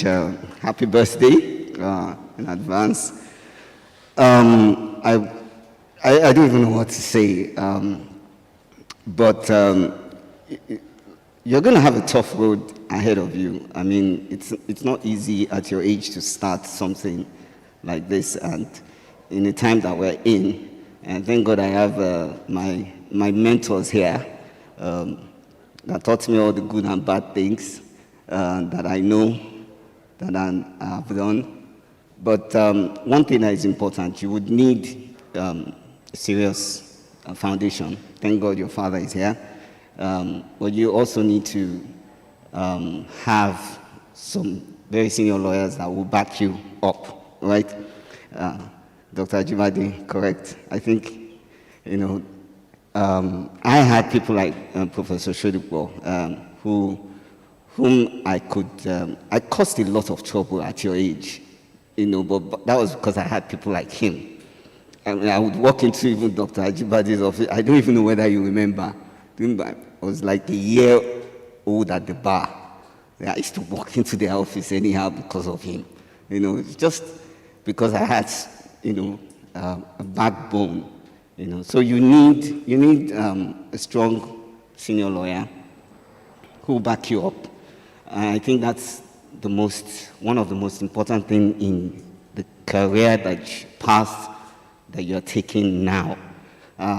This career path may change, but right now it seems that you're a community person and you're doing a lot of pro bono work.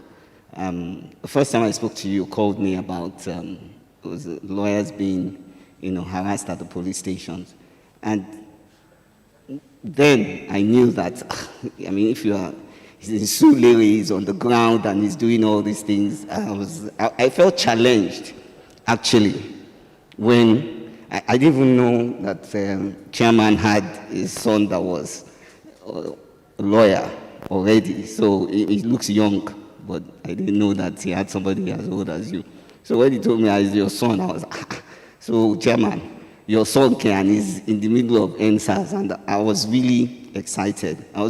Because I was really motivated by everyone that came out for NSAS, and I just felt, well, thank God this generation is actually coming out en masse, because our generation came in when the military had handed over, and we really didn't do much of activism because that activism was done before. Like Prof said, Nadeko, all these people had done this activism before us. So we came in, in a smooth plane in 99 when democracy started. We came in there, so we didn't really, there was no struggle for us, But now it seems that there is a struggle now. And young people must have a change of orientation. You need to go back and learn what people did in the past during the military era and strengthen yourself with having people of integrity backing you up to do whatever you need to do. And then, of course, learning from the past is very, very important. So for you, you have lots to do. You'll be disappointed, but you and your friends must realize that everything you do is not about you. It's about your children and your children's children. I think that's what has kept me going, because every time I step out, I think I must do this for my children. My firstborn is 17 now. So I can only leave a legacy that is sustainable, not in houses, not in property, but a legacy where they can refer to his father, what his father has done. And that is what is important. You must also start building that legacy now. You may not have children now, but it doesn't matter. It's not just your birth child, your biological, every child that comes after you. It's everyone that comes after you. So you have a big role to play, you and your friends. It doesn't matter if you're not over 30 and you're not yet 40. What matters is that you have the training, you have the strength, you have the mindset to do what you're emphasizing it. You need a strong who have made their mark, people who have integrity, people who also share your vision but not have enough strength to carry it on as you do. So I would encourage you, happy birthday once more. Thank you, Mommy, for raising him. I know it's a fearful thing. You can't believe what my mom used to say. Well, he's laughing because he knows. Yeah, my mom can kill people, just for my safety. You will continue to have those palpitations every time he goes out. But know this, that what he's doing, he's called to do. And he's doing it for generations to come. And we all have a role to play in this. So I want to wish you a happy birthday, and I will support you. Whatever you need, I'll back you up. Just don't do the wrong thing. As long as you do the right thing, I'll back you up. Anytime, call me. Thank you. But not after 10 p.m.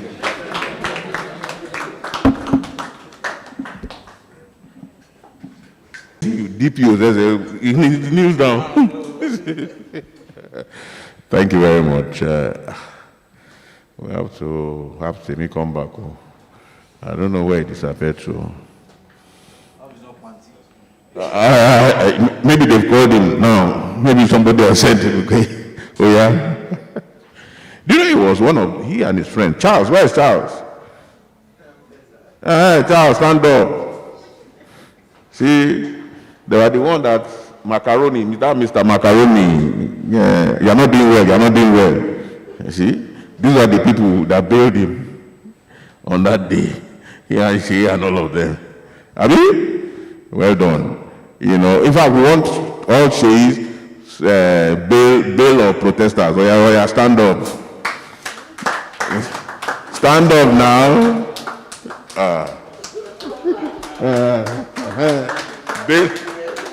Look at them, bailers. Well done. We're very proud of you. Is NGO people that are here too? Can you stand up? NGO people who are here, stand up. Thank you. Thank you very much. And there are three lovely ladies who I want to thank very specially. Because, first of all, when somebody gave me info about them and gave me their number. So the first person I called, I was saying, excuse me, I'm planning something for. So she was first listened for a while. And I said, it's a surprise. She said, okay, no wonder. Because I'm wondering why Temi can't come and tell me himself that. And then quickly she, keyed into it, set up a WhatsApp group with our co-plotters, put my name there, and we were WhatsApping and co-plotting together. I really want to commend them. They're the special guests you have there. Mrs. Olubumi Adenike Oyedeji. Thank you very much. A round of applause for her. She's the Assistant Chief Legal Advisor and the PA to the Executive Secretary, Lagos State Judicial Service Commission. Next is Mrs. Fumilayo Ajayi. Thank you very much. She's the Principal Legal Officer, Lagos State Judicial Service Commission. And Mrs. Modupe Moremeku. Meku. Sorry, I'm African American. She's the senior legal officer, Lagos State Judicial Service Commission. Please clap for them. Please clap for them.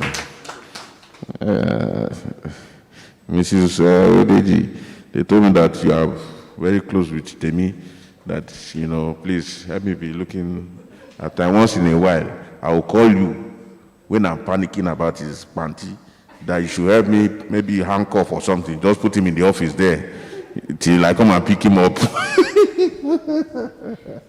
Thank you very much for coming. Really appreciate. Now, where is he?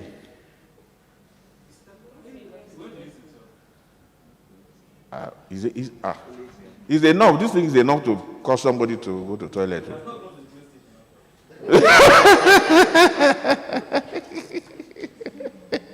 Is enough to. We're going to be rounding up soon. Don't worry.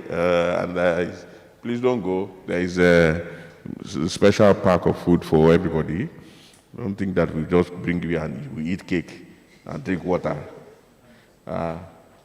It's just that they don't allow food in here. But you have a specially pack to take home. Where is the sister going?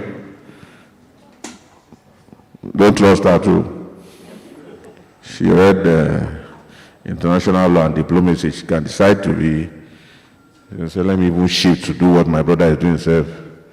And go and be quoting international law for them at the police station.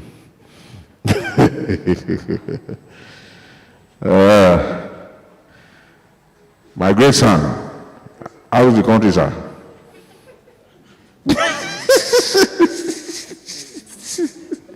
We are there. We're just trying. God will help us. God will help us. God will help us. So while we're waiting for TV, because we can't be talking about him in his absence, maybe you can give us light music. We'll round up in the next few minutes. I know a lot of people have things to do. And besides, the time I paid for, I don't want it to go past 1 minute. These people here, Sterling Bank, I just heard them. They are very expensive people.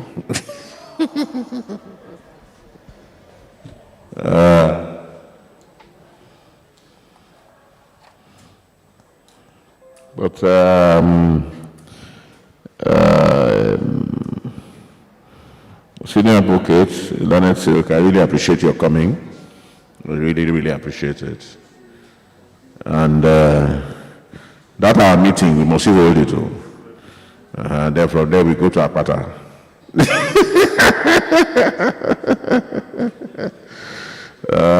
There's a lot going in this country that is scary. It's really, really scary. Really scary. Sometimes you sit down and you wonder what you are fighting against. Is it COVID? Is it herdsmen? Is it ethnicity? Is it kidnappers? Is it bad governance? It's just too many things. And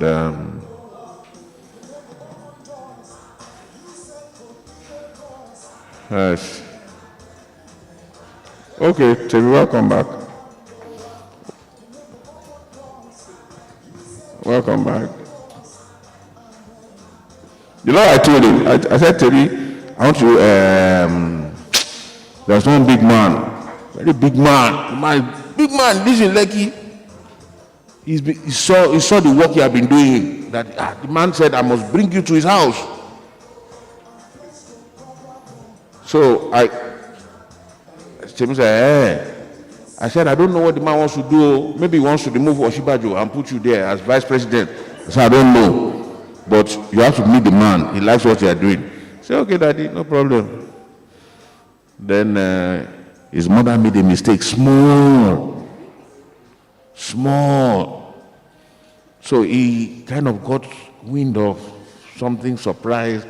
So he called his sister. No, he and his sister, they are very close. He said, Toluwa, tell me the truth. Is Daddy planning something? I know you will tell me the truth. Toluwa said, what? What? Planning what? Can Daddy plan anything? No, Daddy's not planning anything. No. Well, he's not, I have not. If Daddy wants to plan something, Daddy will tell me first. Daddy's not planning anything. Oh. That's the best of my knowledge. Even I'm not even seeing him this weekend. So she called me and said, Daddy, let's see if the cat is out of the bag. I said, how? I said, maybe one of his friends, one of his friends, they must have called him. I said, your daddy is planning something for you. Because I trust his office colleagues. Later, his brother just casted. He said, it's his mommy. Oh. He said, his mommy. Didn't even had forgotten it was a surprise. So I said, are you not going to your surprise party? Only one to remember that, okay. Then she quickly changed and confused him. So I called her. I said, she said, don't worry, Moti confuse her. You know. So, the same mother that confused him is the one we're going to call out now to come and say one or two things about her son she loves so much that, I'm sorry for any policeman that touches her, Temi. She will bite the policeman. You know, so Tola, be nice for you to come out and say a few things about your loving your son you love so much.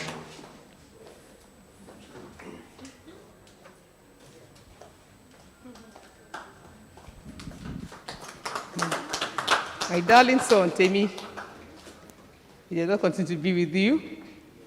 I wish you long life and prosperity. Temi is such a very gentle and quiet guy. But sometimes he's always not to shout. Well, I wish you long life. You always be happy in Jesus' mighty name. I will see your children's children in Jesus' mighty name. Thank you.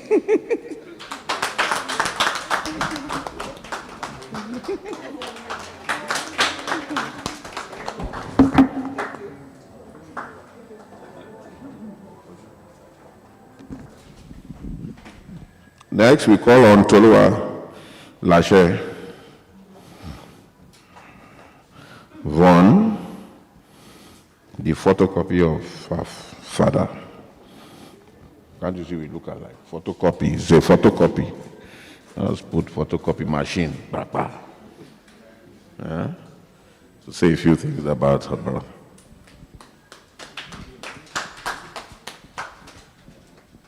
Thank you very much. Happy birthday, Timmy. Happy birthday in advance. I'll say that my brother has been the best person. I always look up to him. He's always very, very protective of me, right from when I was a very little girl. He's always there for me. He's someone I can always talk to about anything. He's just the best brother. I remember when I had an issue, whatever issue I have, I can always call my brother, even if it's at work, he's busy, he will drop everything and listen to me until I'm okay. It's so good that I have a figure that I can say, okay, I want to be like this, I want to follow this path. He's not misleading me in any way. I just want to say happy birthday and thank you for being the best brother. But one day why I planned this, nobody's even hailing me. It's the brother. Who born the brother? Yes, Tim, you have a pre-recorded message from your Auntie Madi, who lives in the UK. This is what she has to say to you. Technicians, this is my sister.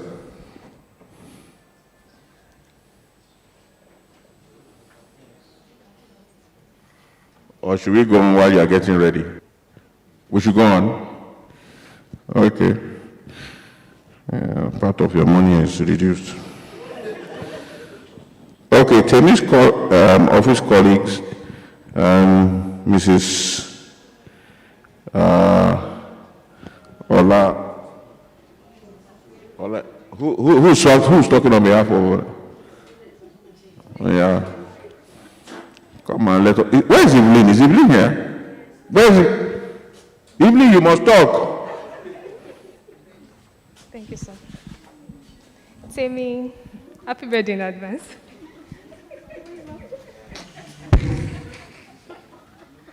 Oh, I'm so happy for you. You have a really blessed family. It's really very good to have a supportive family. I pray the Lord continue to increase you.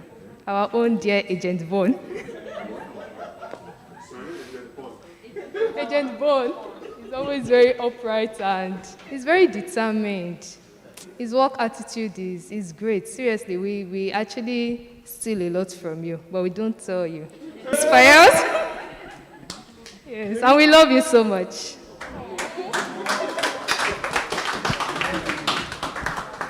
Okay, before I call Evelyn, I have to call,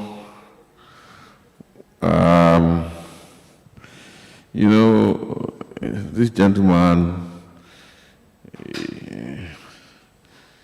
he's how would I call him?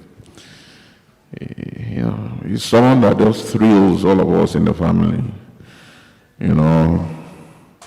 By the time I call him out, you know that he's kind of different in his own approach to life. Whether he likes it or not, whatever he has on his head is going to be bald, because all Vons were bald. All Vons, you can't escape it. But he's a great guy, chasing his dream. Read mass communication, Babcock University, and came out and still chasing his passion. Before he left, his mother would say, "Hey, is this music you want to do? What is it?" You say, "Mommy, now you know me. I will support it. Me, I always support." Because I always believe that your destiny is your destiny. There's nothing you can do about it. But I will tell him that follow your mother first, obtain degree. When you finish obtaining your degree, you can go and join Davido. Davido self has money. I said, if you join Davido and you are popular like Davido, wallahi, I am your manager. Temi, I tell you, come and say a few things about your brother.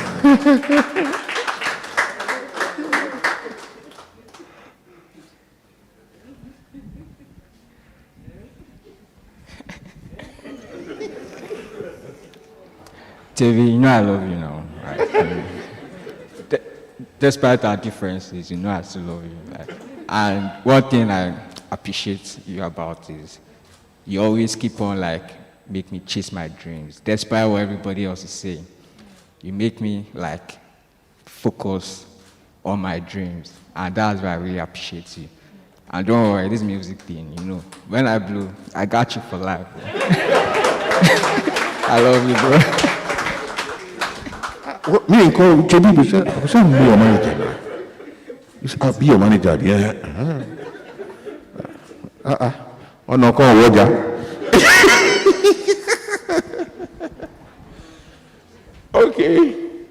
I've not forgotten Evelyn. Oh yeah, Evelyn, come and talk. Evelyn was the first coup plotter that joined me in this.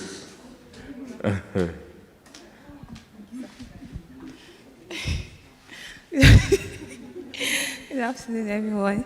Temi, happy birthday in advance. Temi is an amazing person.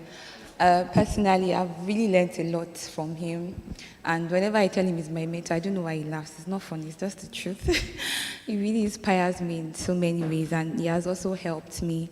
I pray that God blesses you and causes his face to shine upon you. Happy birthday. You know the way she was saying it? It's like, I wish this guy can be my husband. It's how the way everybody is saying it.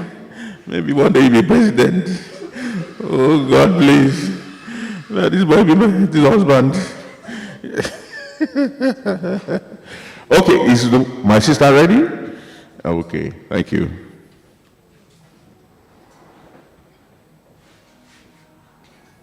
Volume, please.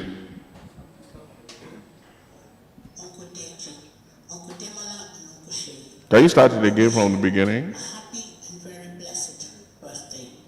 We are really, really proud of you, for all that you dearest Emiliola, on behalf of my brothers, your uncles, Uncle Tokumbo, Uncle Deji, Uncle Demola, and Uncle Shay. We wish you a happy and very blessed birthday. We are really, really proud of you for all that you want, all the work that you do, in helping out the community, reaching out to the poor, helping people with mental health, counseling those who are contemplating suicide. You are a true advocate for today's youth. Your cousins are also very proud of you, and the extended Vaughan family also. I just believe, and I know in my heart, that Grandma and Grandpa Vaughan are looking down and smiling and saying, that's our boy. We love you, and we continue to pray for you that all that your heart desires will be granted unto you. You take care of yourself. Mwah.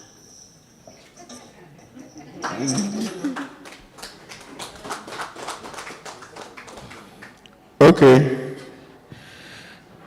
One of who's representing is activist, lawyer, police station, go and bail, macaroni, you are not doing well, or you are doing well.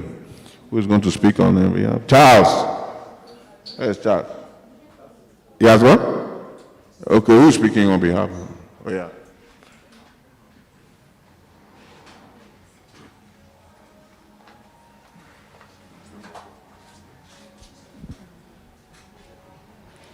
Good afternoon, everybody. Sorry. Okay.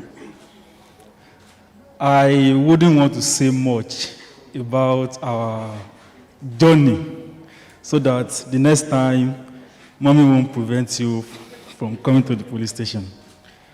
The good thing about all this is that all of us, as far as I'm concerned, we are gainfully.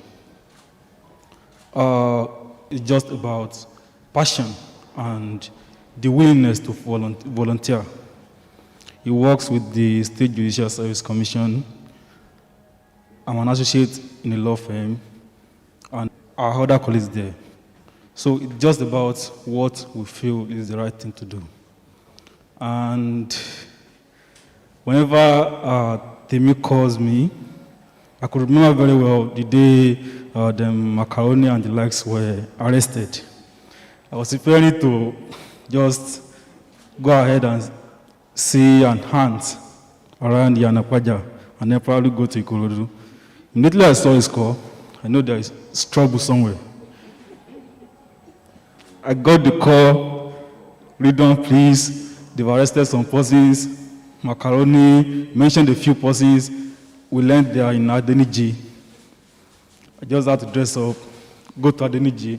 He joined me there. Charles joined me there. And the major issue we have whenever people are arrested like that is that you don't know where they're going to take them.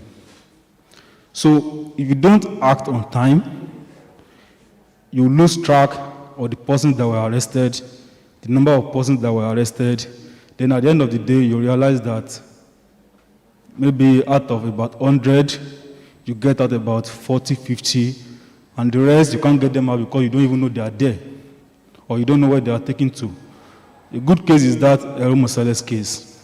We're all thinking it was still in Lagos, whereas it was in Abuja already. So you don't know where they are going to take him to. So Temi does a very good job there because the first thing, you're more like a first responder. The first thing you have to follow them. Get access, know where they are, then you start calling the others. Please come around. Then we have some other colleagues who won't be with us, but they'll be making several calls to everyone. So if you call them, because the legal aspect of it can't just get the job done. If the police don't grant you access to them, there's nothing you can do. So it is the prayer being mounted by the other colleagues who are not on the field that will really get the job done. Like grant you access. Once you have the access, where the lawyers are with them, we assess the situation, why were you arrested, obviously no reasonable reason. But at least from there you start. But Temi is a very wonderful person. This will be the third time we are meeting. The first time, it was during the Romosales case. We've been speaking over the phone severally, working, someone you've never met, but you know that we have the same goal, to get people out. So we'll be speaking over the phone, but then the day Romosales was to be released, that was the day we all met at the Lagos State Command. Then we got him out, brought him out with other lawyers. The second time was at Adeniji when he called me. He joined me there. We were in the Uber he ordered because we knew they were in there. We didn't have access to them. We were into the police station. We had spoken with the senior officers there, sent out at gunpoint.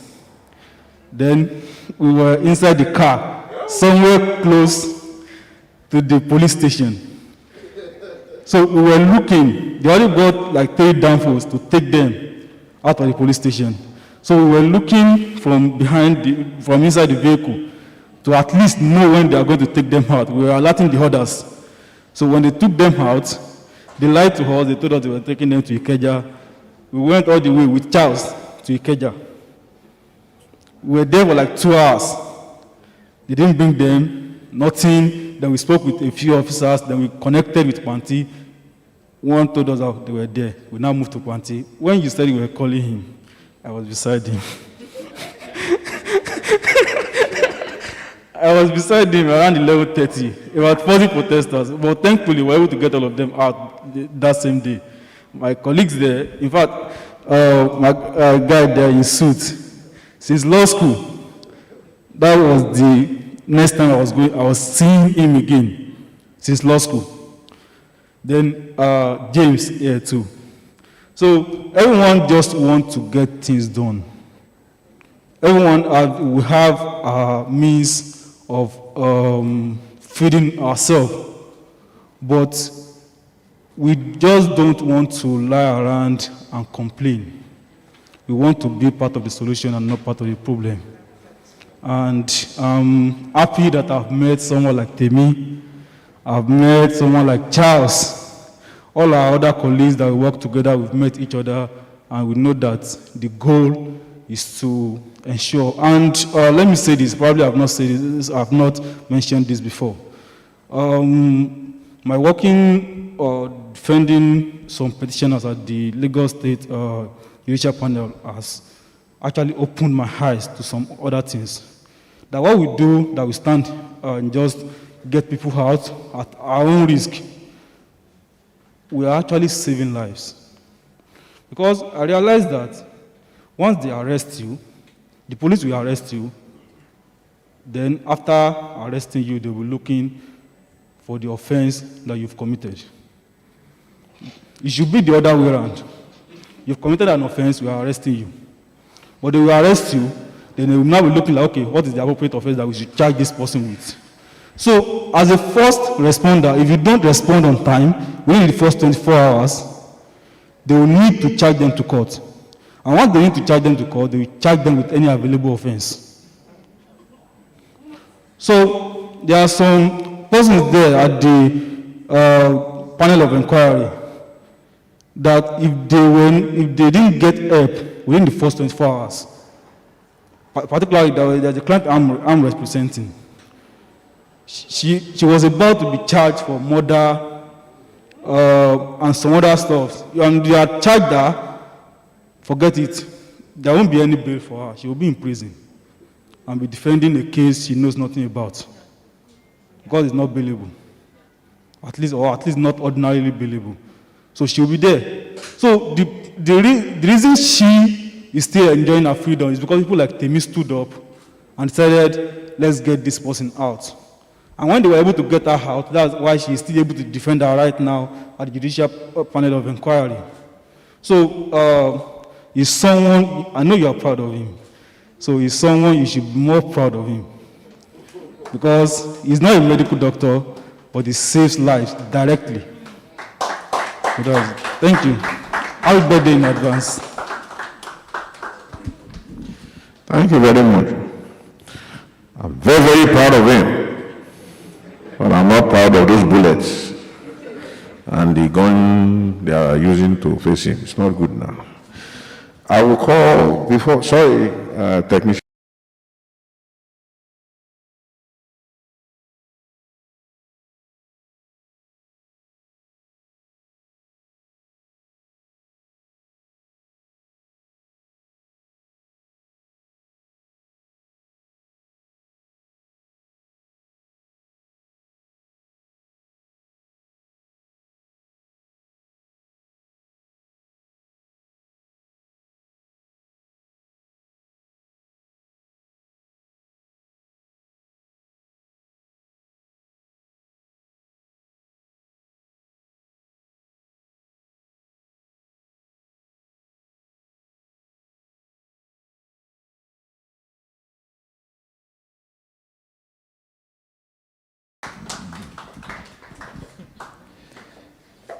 Temi Bobo, as I will usually call you.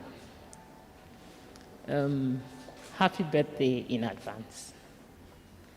I'm glad, to be celebrating you today, and I'm glad that everyone is here celebrating you.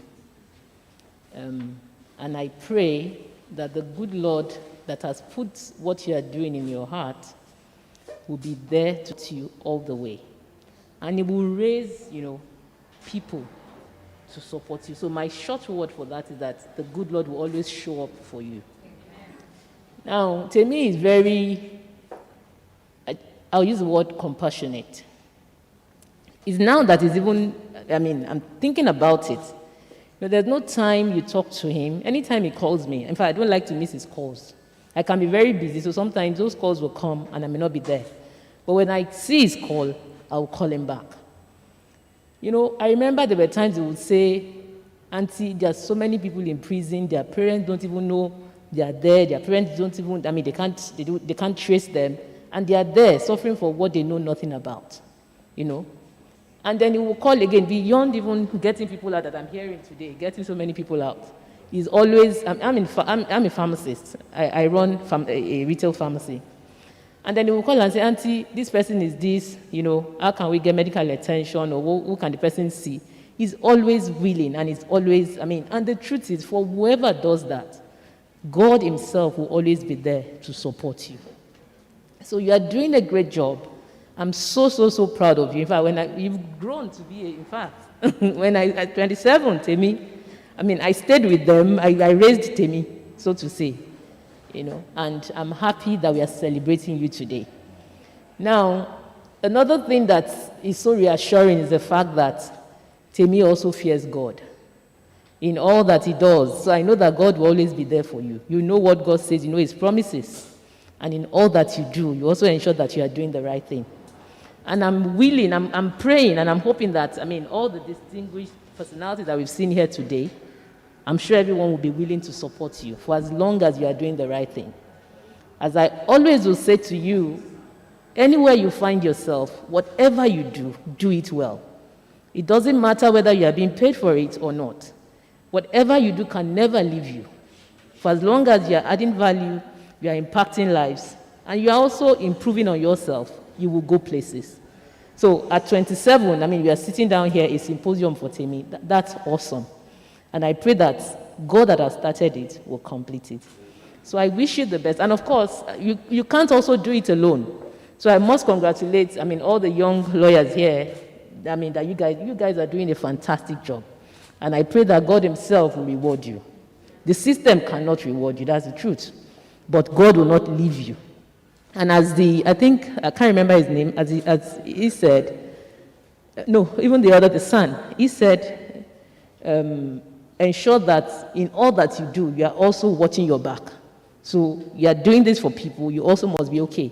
I like to see a lawyer, not that you are running from one place to the other, but you are comfortable, because even then people are willing to listen to you and they are willing to help you. So well done, guys. The good Lord will always be there for you.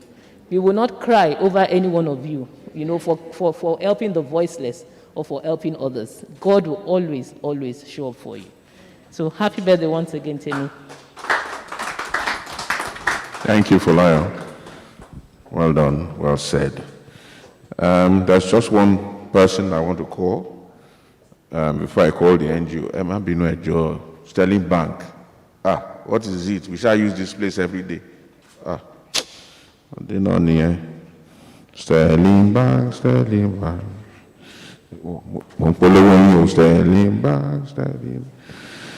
I want to call on one person who's Temi's friend.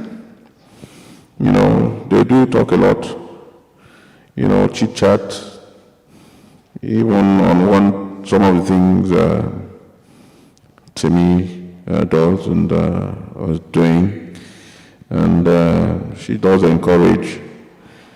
And there's one thing she always says, that the Bible says,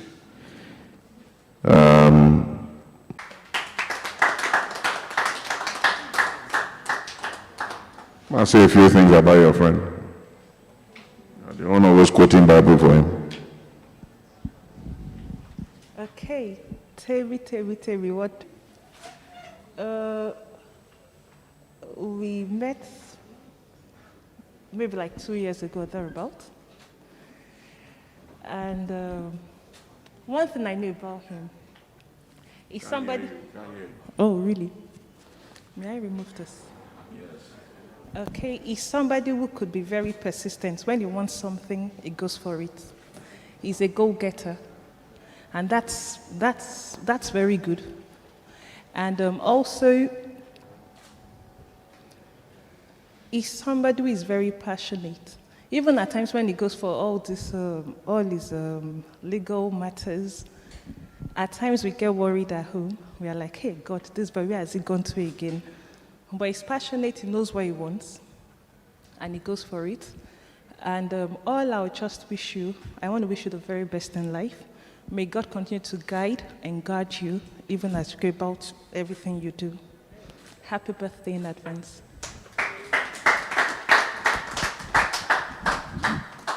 Okay, NGO representative.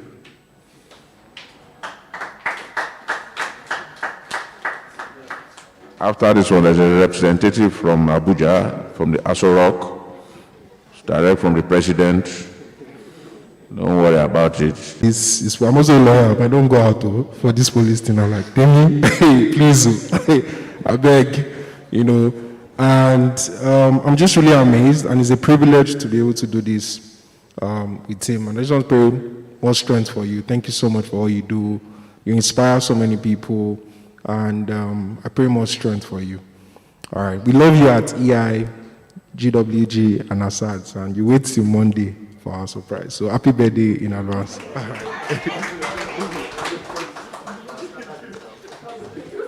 Okay. Temi, this is from me to you.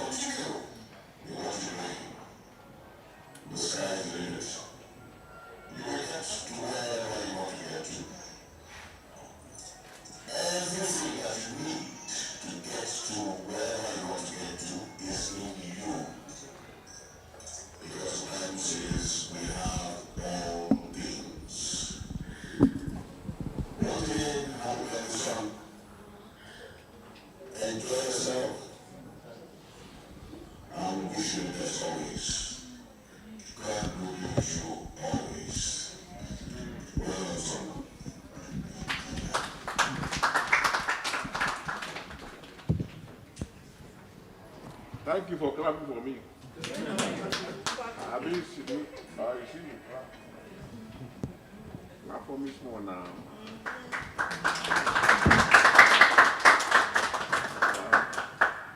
Mama, tell me clap for me small now. Okay, cutting of the birthday cake.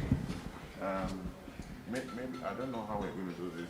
You women, you come and arrange this. Yeah. We are not going to sing. Huh? Good. Yeah, good.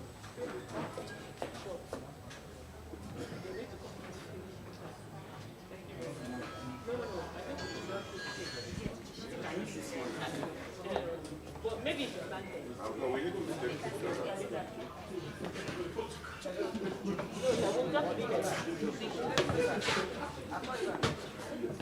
Photographer, you have to set up our head. Somebody can stand there. No. Let me call you back.